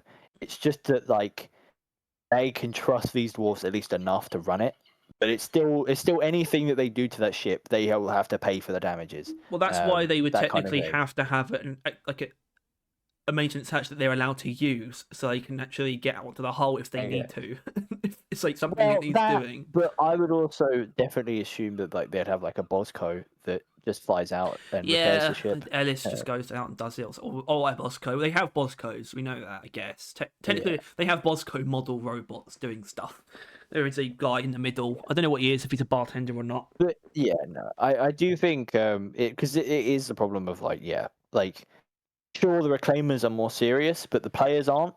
So there still needs to be fun things to do in the hub. And it's kind of like how do you find that? And I'm sure they want to do it just as much as we do, right? They don't want a serious hub where there's nothing fun to do.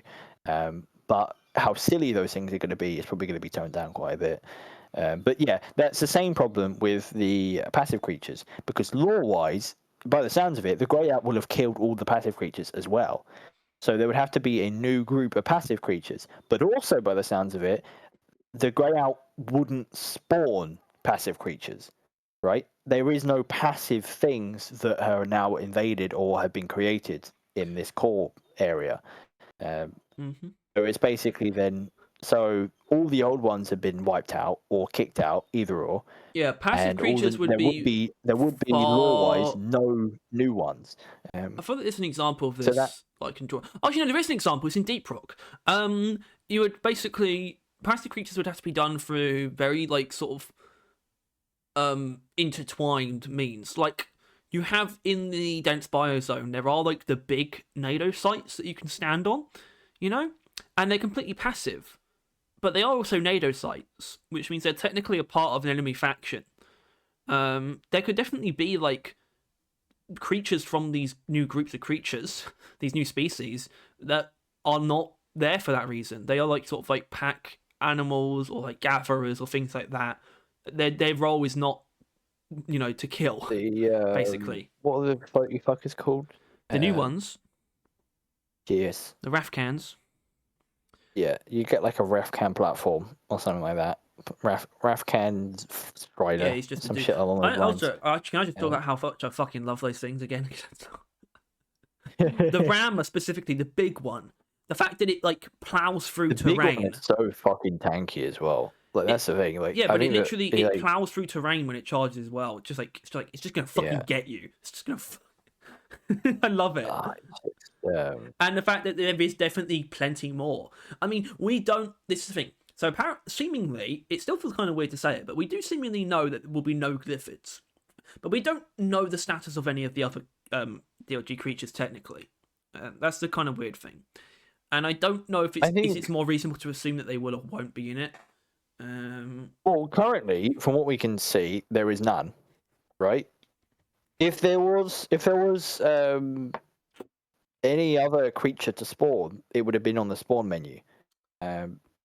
So like there were no previously known creatures. Yeah, I don't know. On the spawn menu. I don't know how technically true that is, but from the looks of things, that's definitely the case.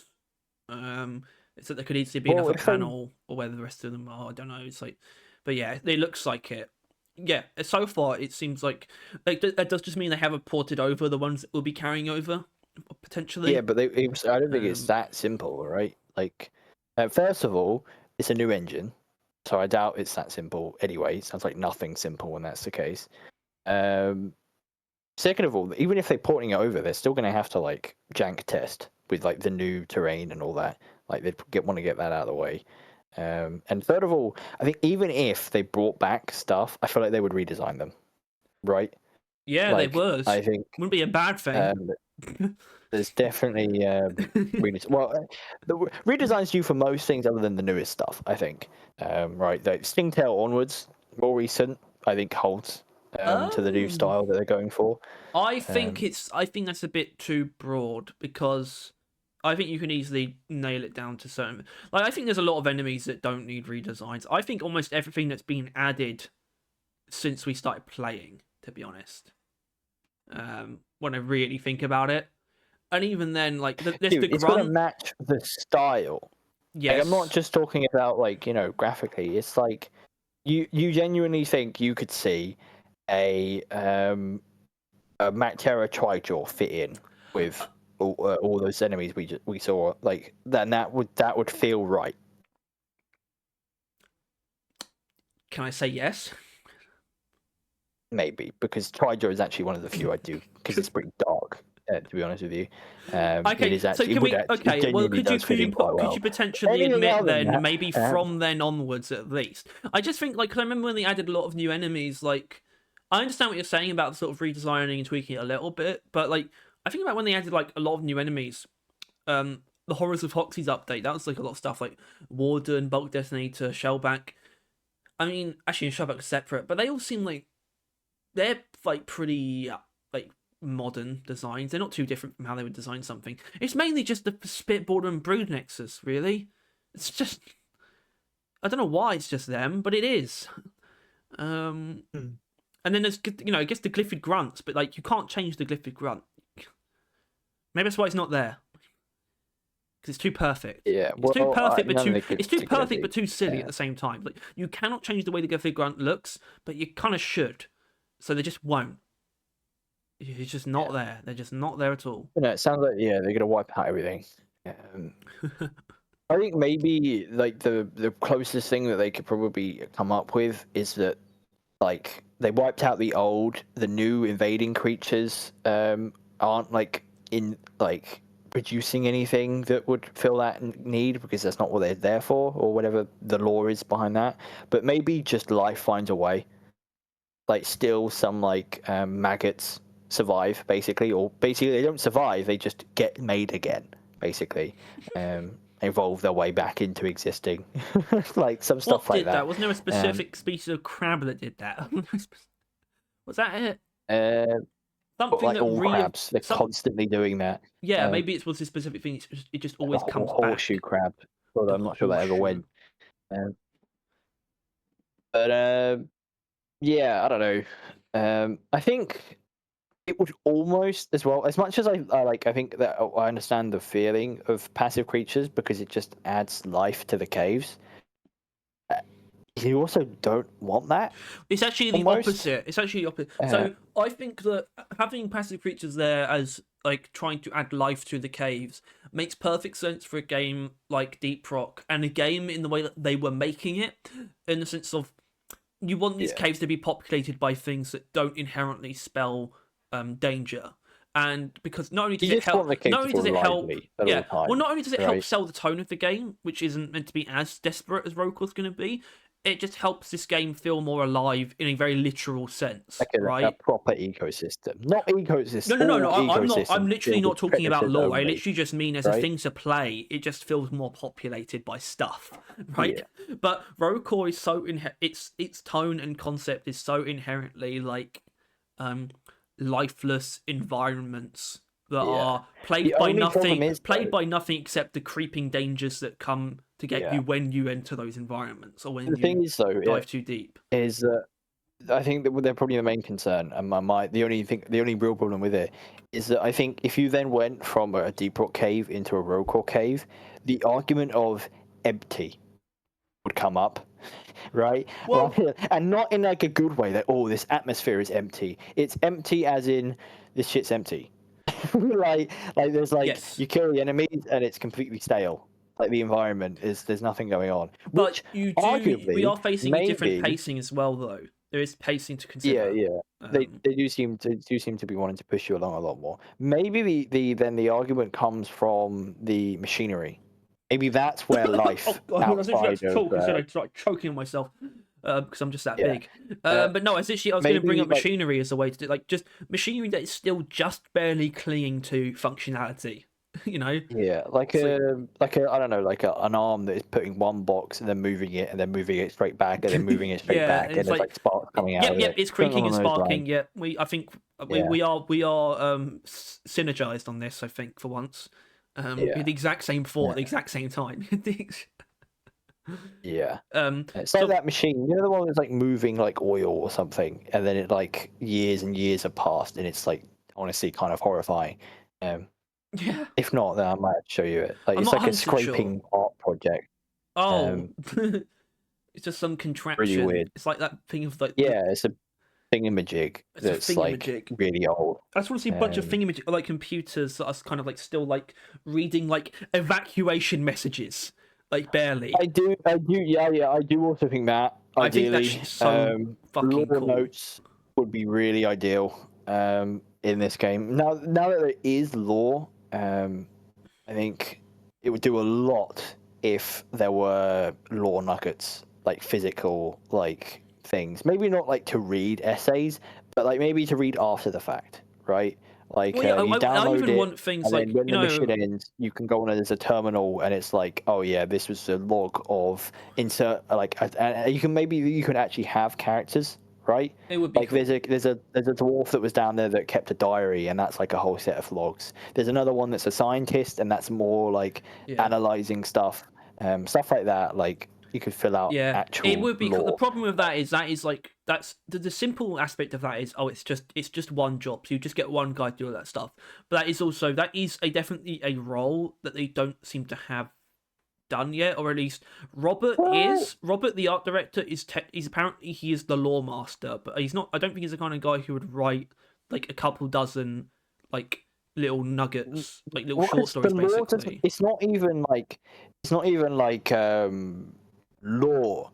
It just has to be like maybe in like the 10 to 12 like I don't know, snippets of like I don't know, Rock Bottom John's diary logs, right? Rock Bottom like that. John. I like this guy. Like his like diary logs, he just talks about he recently got moved up from being like a driller into being like I don't know, staff manager. down in this station or whatever, so on and so forth. And like it just like these are all these logs are just fill in, and then only really like one or two of them has to have any real implications to a greater lore. The rest can simply be character building, world building, like just kind of word salad fluff. To be honest with you, and you do have to be careful as well, John though. does not like the way the soil feels on his yeah, feet. but it's hard to imagine how it's implemented, given it's going to be a different environment every time, unlike a typical roguelike.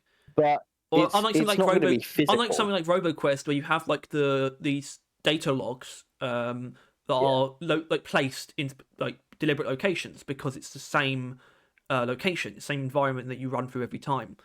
Rogue Core's obviously going to be quite different to that. I think you could. First of all, I don't think people would care that much. No.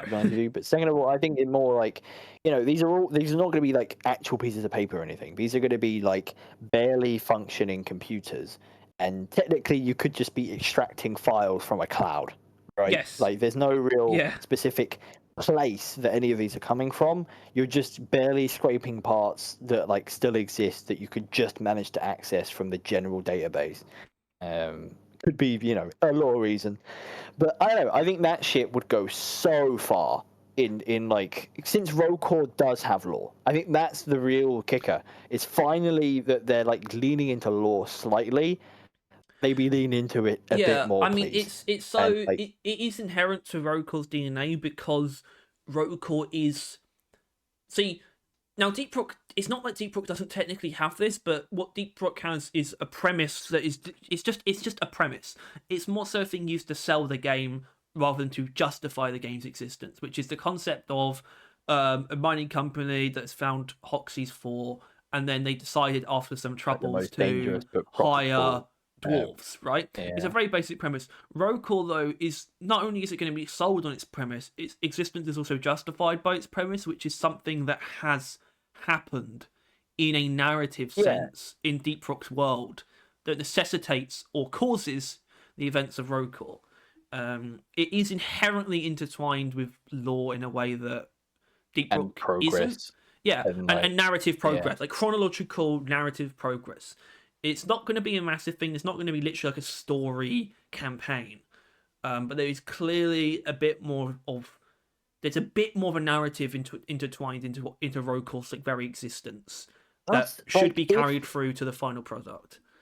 If like these notes, like while like snippets and not inherently like need to be found like next to each other, like you don't just find Rock Bottom John like all the way through, but like if they are generally in chronological order whenever you get them, I just feel like there's just a shit ton of impact when you would just suddenly you would read like the final diary page of Rock Bottom John, right? Like the kind of like you'd read that and then you'd just get hit by another wave of fucking hell, like this is a bad place, right? Like or like the like actual this place used to be in a full facility full of dwarves presumably, just like down there working, and everything has been wiped out. I want to find. If they can just keep reinforcing because I feel like very quickly and very easily players will just not think about the fact that you were in a completely desolate like slaughterhouse, right? Because there won't be corpses lying around, right? Well, I don't think they intend I was about to do that. mention that. I want to find. No, hold on. Not corpses, but I want there to be an occasional environmental feature that you can find, which is like. Basically where Core Spawn have been piling skeletons. Maybe, yeah. But then again, honestly, I don't know. See, we really don't know how it went down, if you know what I mean. We don't know how instant things were. We don't know if it was like if the process could like instantly evaporate like the entire thing as it expanded outwards. Like any like we don't know if it was that. We don't know if the wall just accurate. Yeah. Well, we don't know if the wall just appeared and contained the massacre, Yeah, honestly that could be very true as well. Like that's the cool shit. Yeah, maybe the wall is Hoxies, but it's Hoxies actually preventing whatever occurred in the core from escaping further out. And that is why the wall lets you in, because Hoxie actually Oh wants the god, dwarves to it come would be in really and take cool. out what the core spawn is Yeah, doing. I mean the The concept of only rogue problem core. with this is the core spawn are literally called core spawn. Yeah, They are literally credited as spawning but from the also core. not everyone likes their children. I That mean, is there's true. plenty of mythological tales of like gods having to like do stop Atlas and Zeus. their children turn evil and things. I'm sure. Atlas? No, it's not Atlas. Kronos and Zeus. Yeah. Actually, no, that's the opposite. No, I know, but I'm sure A bit of I'm both. sure it happens. I'm sure it happens, right? Where it's Oh like yeah. I need to like sort of purge my own children from this land. That's Yeah, what it no, means because by that was Zeus rogue. was These purging his these are father. I rogue found that parts of out. the core, and then the Hoxines itself is like, actually, I didn't want you to kill them all. Yeah, yeah. Like, yeah, that'd be interesting. That would be, I think, because that would be lore that you would discover, like, very far through, right? That ultimately, actually, Hoxie's is like defending itself and is like scared because of something has gone wrong inside of it. Man, I just do yeah. wonder how And similar this it's is the going to stuff I be hope. to And this is stuff RoboQuest. that I think they already know, right? That's why it's like they have this written down. I think already. As far as They we know, know they do, what especially when caused the grey out. there is a lore keeper. Like Robert is like actually, Yeah, and you need that. and why No matter how simple something is, you do need that. Like you need someone who is keeping track of everything, and yeah, not necessarily is creating stuff like either a person fresh. or like a document Yeah. wouldn't hurt. It's like A Pokemon, bit right? both. It's like the Pokemon breeding document. Oh yeah, But no, but it is though. It is, and that's why people needed to not get as flustered by that as they did, because that's actually not that weird. What I'm saying is there should be somewhere glyphid breeding like logistics in like yeah. some And I think document. Robert has that in his head already. I think that's Yeah, what we're no, he saying. doesn't have it in his head. He's got a file in his computer that's like behind like 15 like randomly named 3 fucking folders. terabytes. It's like research, and then like uh On the day marriage of like Rogue videos. Core's like on the day of Rogue Core's full release, he's gonna slip that into the game and like fucking like bomb everyone's computers with terabytes of glyphid sex lore. Yeah, I, that would be lit. yeah. But yeah, I don't know. I think we've definitely ran off into the speculation area of stuff. But like, Yeah, but look, this is why I think we're so fucking excited for Rogue Core, because these conversations died on Deep Rock. Not just because they stopped playing it, but because we came to terms with the fact that Deep Rock was never going to have lore, right? It was never going to have the perk overhaul or perks that we wanted, like stuff like that, right? It's never going to have like progression plot wise, which I guess that's what lore is. But like, we also started that. Not obviously in retrospect, you can see it didn't particularly go anywhere, but it's not like we started that very early in Deep Rock's lifetime. You know, no. It was like season 2. We started the channel between season 1 and 2. But we're in a position now. We're in a position now where we're pre Rogue Core entirely. Rogue Core's entire conception came after the channel started, at the very least. Obviously, a bit longer than that, because Rogue Core was initially conceived at some point last year, probably early last year, I'd say though, like a bit before season 4 actually came out. But still, we've been around beforehand, and so we're going to be here before Rogue Core comes out, going into it. And this is kind of the more conceptual, sort of, I guess fiscal aspects of game theory, right? If you'll allow me to use the term. That's an actually amazing theme tune, by the way. Oh yeah, fucking slap. And what goes into the idea of waiting for a game like this, and what people who like are only interested in Deep Rock might be feeling right now, and that kind of thing, which I didn't necessarily want to pay heed to, but I did want to pay heed to the actual what we technically got as far as like announcements go, because something that I said a while, not too long ago, but something I said about this On the Horizon stream was how it's definitely, it should be taken as an opportunity to have one of these streams, and not have a caveat, right? No bad news to offset the good, and they technically achieved that. that was technically the case. It also kind of technically wasn't because of the actual sort of release windows that were given for Rogue Core and the pre-alpha. And the only reason that is because when you look at the last time we got this kind of information, the only thing that was given for Rogue Core, so technically Rogue Core hasn't changed.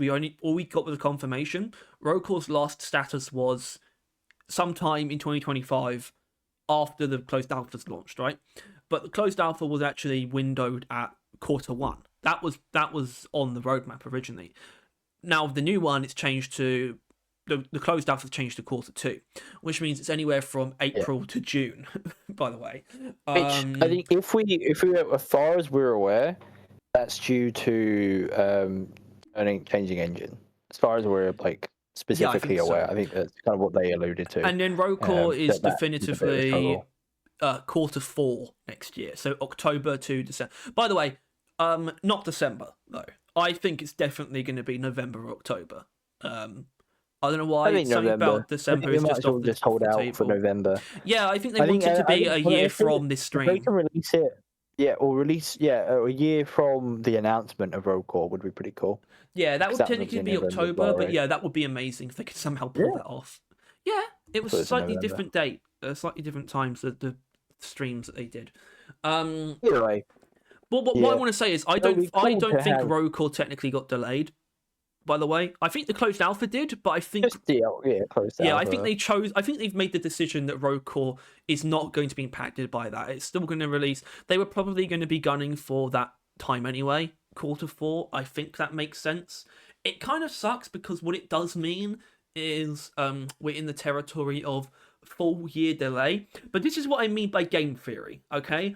And sort of game development theory, right? It's not weird. Okay? It's not weird at all. Games get delayed by a year all the fucking time. And you know what doesn't normally happen? The devs aren't normally making the promise to, at some point, come back to their previous game anyway. Okay? So, when you really think about it, they're kind of insane, actually, in what they're actually doing, or trying to do. And the turnaround on Rogue Core as a game is going to be quick no matter what. As long as it releases next year, that's still really fucking quick. So I'm kind of in a position where I've taken the Deep Rock black pill, I suppose. I understand it's literally just not their focus. You know, whether it is feature complete, right? There are still aspects of it that are flawed, arguably, and could be better, but it still easily justifies its price tag. Therefore, Ghost Ship have earned the right to actually work on something else. Given that they finished this project, they have the right to work on a new project. And that means when a company's making a new game, you don't expect that to come out within a couple months, right? When a company's move on to a new game, that's like, oh, we have like a long haul now. We're going to be in a period where we're just waiting for them to actually make a game, which means you just got to move on with your life for a bit. But they're still dedicated to actually giving us information about this thing at a fairly regular cadence until it comes out. So I'm kind of just realizing I cannot really fault their approach at the moment in any way. You know, they're making a new game, and so far they haven't gone about it in any way that I can disapprove of, aside from making those fucking maintenance updates that somehow ended up delaying it. It's the only thing. It's the only fuck up they've made. Because Season 5 probably took the right amount of time, but then the maintenance updates, that's when they should have been working on Rogue Core, and they thought they would have been. They thought they were going to be. We never would have gotten Rogue Core. Even if they didn't work on the maintenance updates, we never would have gotten Rogue Core this time. Not this time. Not this time. Definitely not. No, it would have been like we might have gotten the early access actually by about now, but we still would have been probably looking at like late Q2, early Q3 or something. Like Yeah. I don't know. I would assume. I mean, I'm just straw manning. For all the people who are somehow still burnt, you just need to understand there's nothing like actually weird or unjustified about what they're doing. You're just so in love with Deep Rock still for some reason. I just think that I think there is a source. There is a actual justifiable source. They, on multiple occasions, have reassured people that they're not going anywhere on Deep Rock.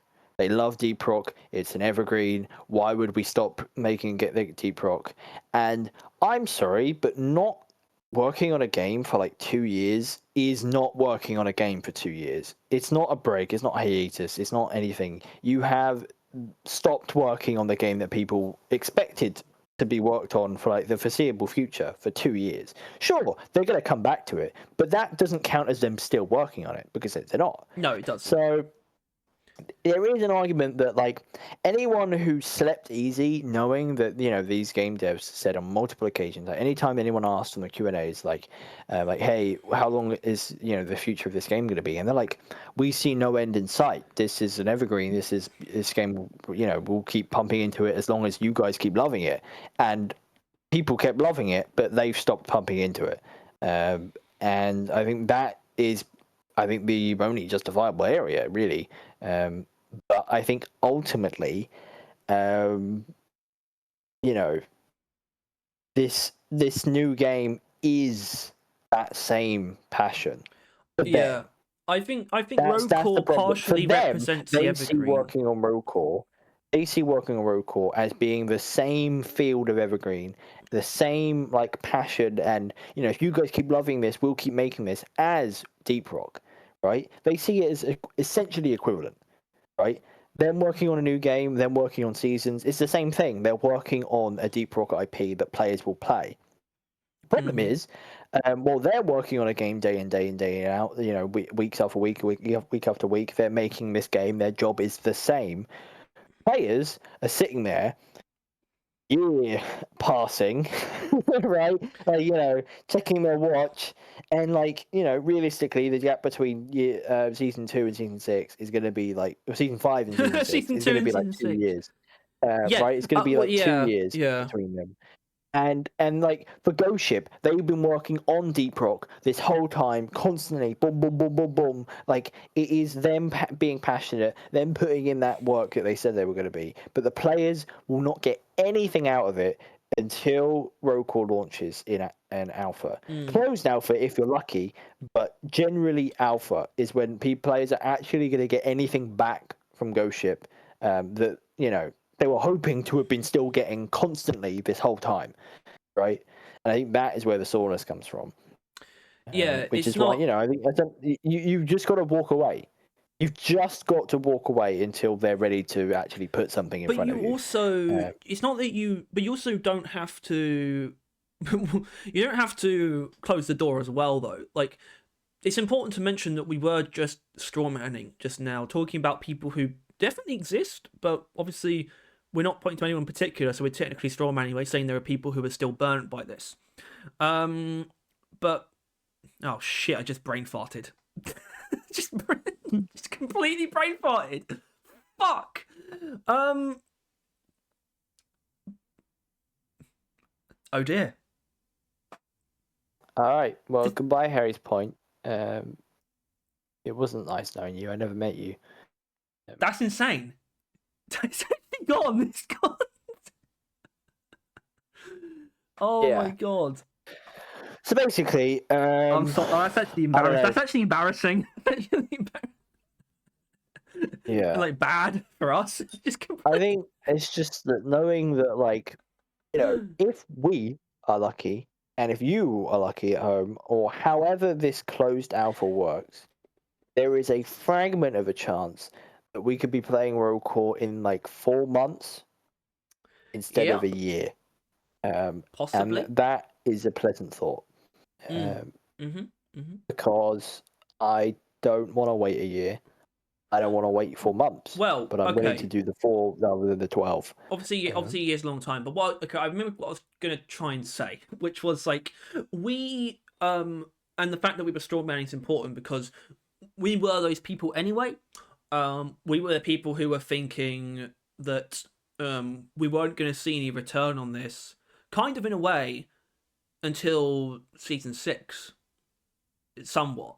But that's why I always brought up the fact that it was going to be such an important moment when we finally see Rogue Core in motion, because up until now we've had literally nothing to actually, basically nothing in our heads. We had Whenever nothing you on think Deep of Rock. whenever you think of nothing on Rogue Rogue Core, Core. there's nothing in my head, or there wasn't until now. And so I hope that has had an effect on a lot of people, where now you actually have something to picture in your head when you think of the thing that's See what they've been supposedly working on. See what you're going to be able to play soon. Quotation marks. Yeah, it's no longer ephemeral. It's tangible now. Even if you don't have your hands on it, it still seems like something that could be touched, that you could put your hands on if it were presented to you. Whereas before it was just completely ephemeral and just not really existing in the real world. And now that it's there, it's like it actually feels like a thing now. As opposed to there just being this big, basically, block of nothing between season 5 and season 6. Now that block is actually what Rogue was supposed to be. It's an actual new game that looks and feels different. That's going to happen. That's going to come out and not only satiate a lot of what makes people play Deep Rock, but hopefully a completely sort of new incentive as well, ideally. So forget about it, but also don't, because it's probably going to be worth getting excited about. It just wasn't before now, and that was understandable. But now we're going to start ramping up. Too. I don't know how anyone was. I know if you manage, then hell yeah. And good for you. Good for you, mate. Good for you. But yeah, so that's Rogue Core. That is whatever the goal of this podcast was, I believe. Well, that's how it's meant to go. I think we are done.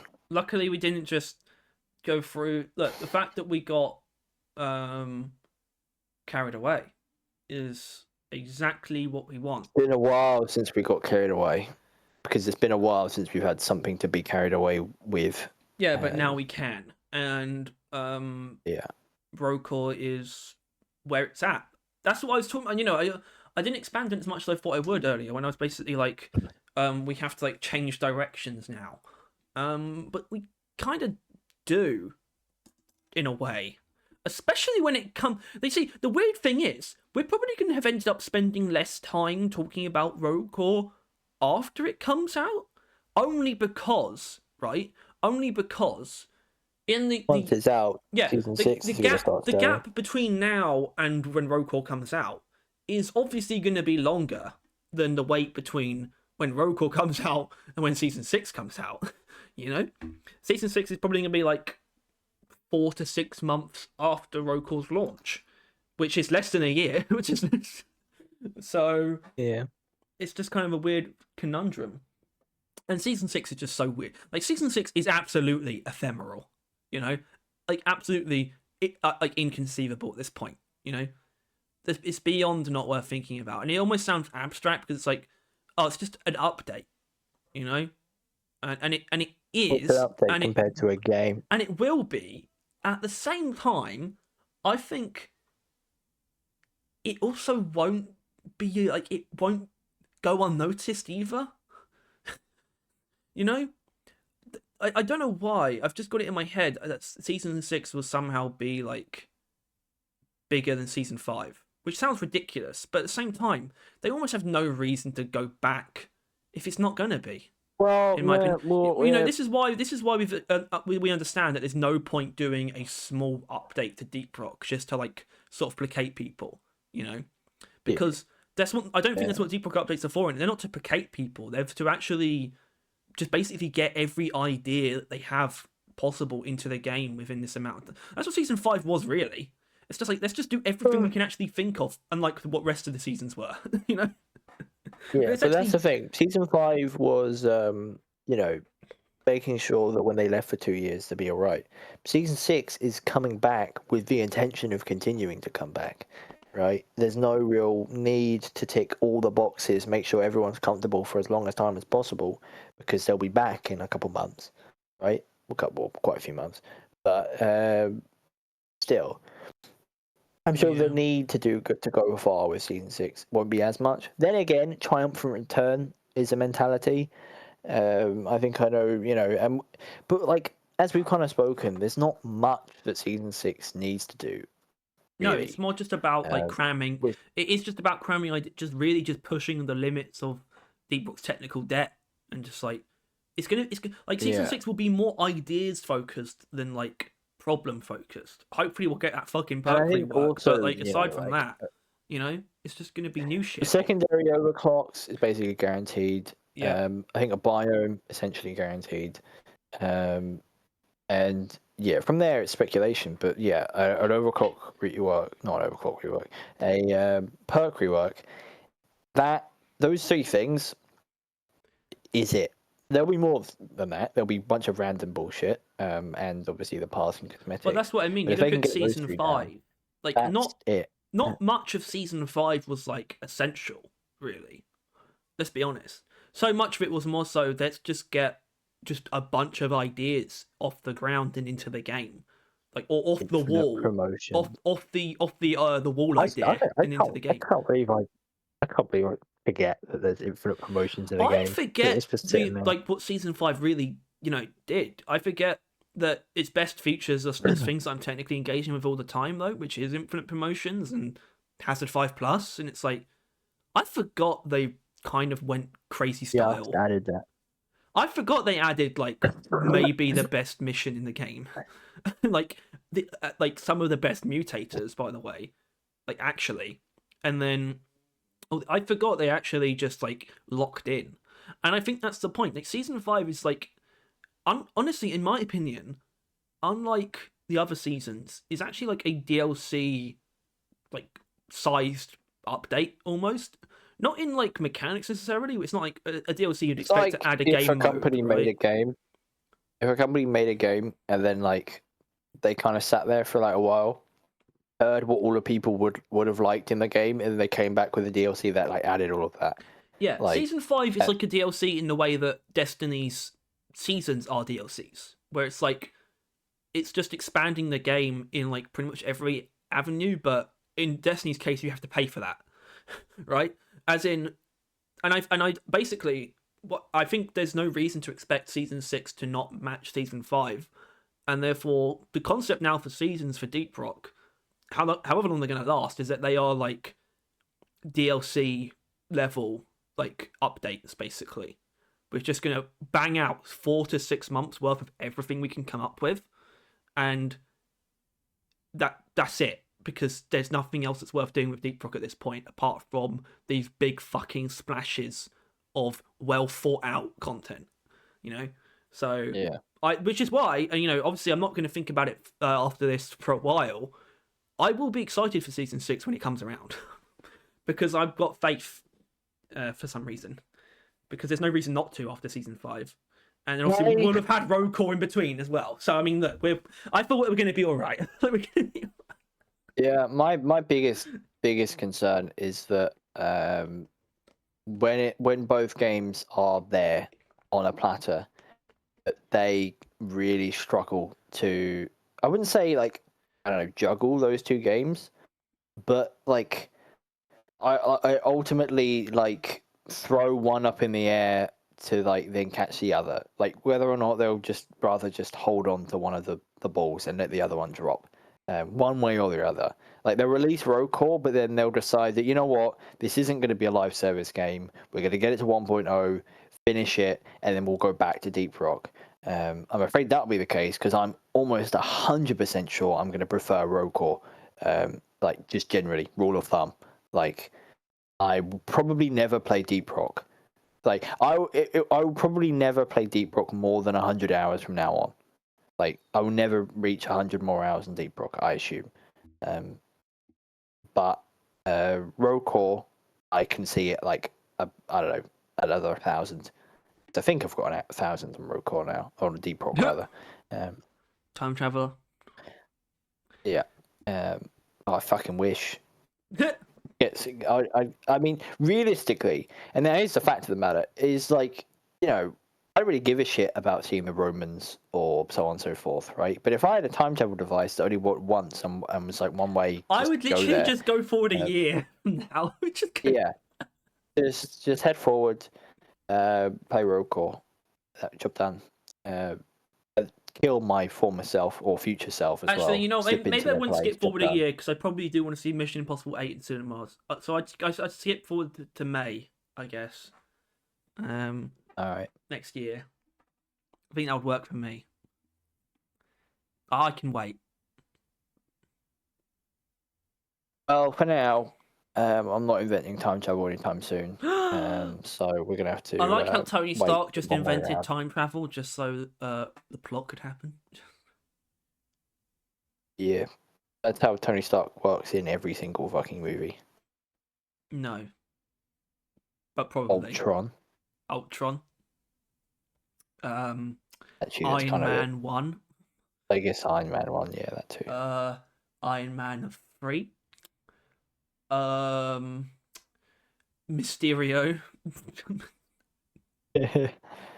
Spider-Man's Far From Home's. Okay, but if you did have to go back though, if you did have to go back in time, I would go like, I guess it's like, I don't know, one way or both ways. Yeah. Wait. Like, oh, no, like, I see. Can we come okay. back or be stuck there? Well, would it make a difference? Very much so. Okay, I don't know if it make much of a difference for me. Because if I had to then live there, I'm thinking like, I don't know, backwards in time, right? That was the only like yes in the past. If we also get to choose the place, probably some like ancient something or other, right? Like ancient Greece, ancient Rome, to stay. Something. Yeah. Yeah, like, I mean, sure, it's a bit of a shithole, but also it's really not. Like ancient Greece and that, like their quality of life isn't much worse. Medicine and that, sure, but like they're quite poncy. If I got to go back and then come back, I would go to like beginning of time, but like just before that. Oh, okay. I wasn't thinking that big. I was thinking like I want to bear witness to either the presence of or whatever else of the Big Bang, right? And then come back and be like, holy shit, like, guys. Pre that, or even because I was thinking like spaghetti monster. To stay. Fucking hell. To stay in this time period, I would think like something quite recent. Maybe 90s or something. Whereas like I can basically experience all of the amazing shit from like the early 2010s, but like as an actual conscious person, like being able to see Lord of the Rings in cinemas, like as like at least as a teenager, if not like a young adult, like at the time that they actually came out, would be awesome. So I had to stay, and I was thinking if I could come back, it would be something basic like the Romans or something. I did not think like pre. Like, I mean, come on, I want to see dinosaurs, man. Yeah, dinosaurs would be cool, but I feel like seeing the beginning of time, it might break my brain. So maybe I just want to see the land before time. Yeah, because I think like with the time machine, I think you can last in the vacuum of space for like a couple seconds before dying, right? So it's gonna be a real quick. Exactly, it's also that. It's like what's the actual logistics here? Do I have something that makes sure I'll be safe no matter where I go? You know, it's like well, we don't know that. Can't say for sure. So, and then again, maybe like prehistoric era, maybe the air is just poisonous. You know, to know how time and space started. I think that's a risk I'm willing to take. But will you really know what's going on? Barely, but I either witness a Big Bang or I witness like a big dude with a big white beard create everything in 7 days. Really.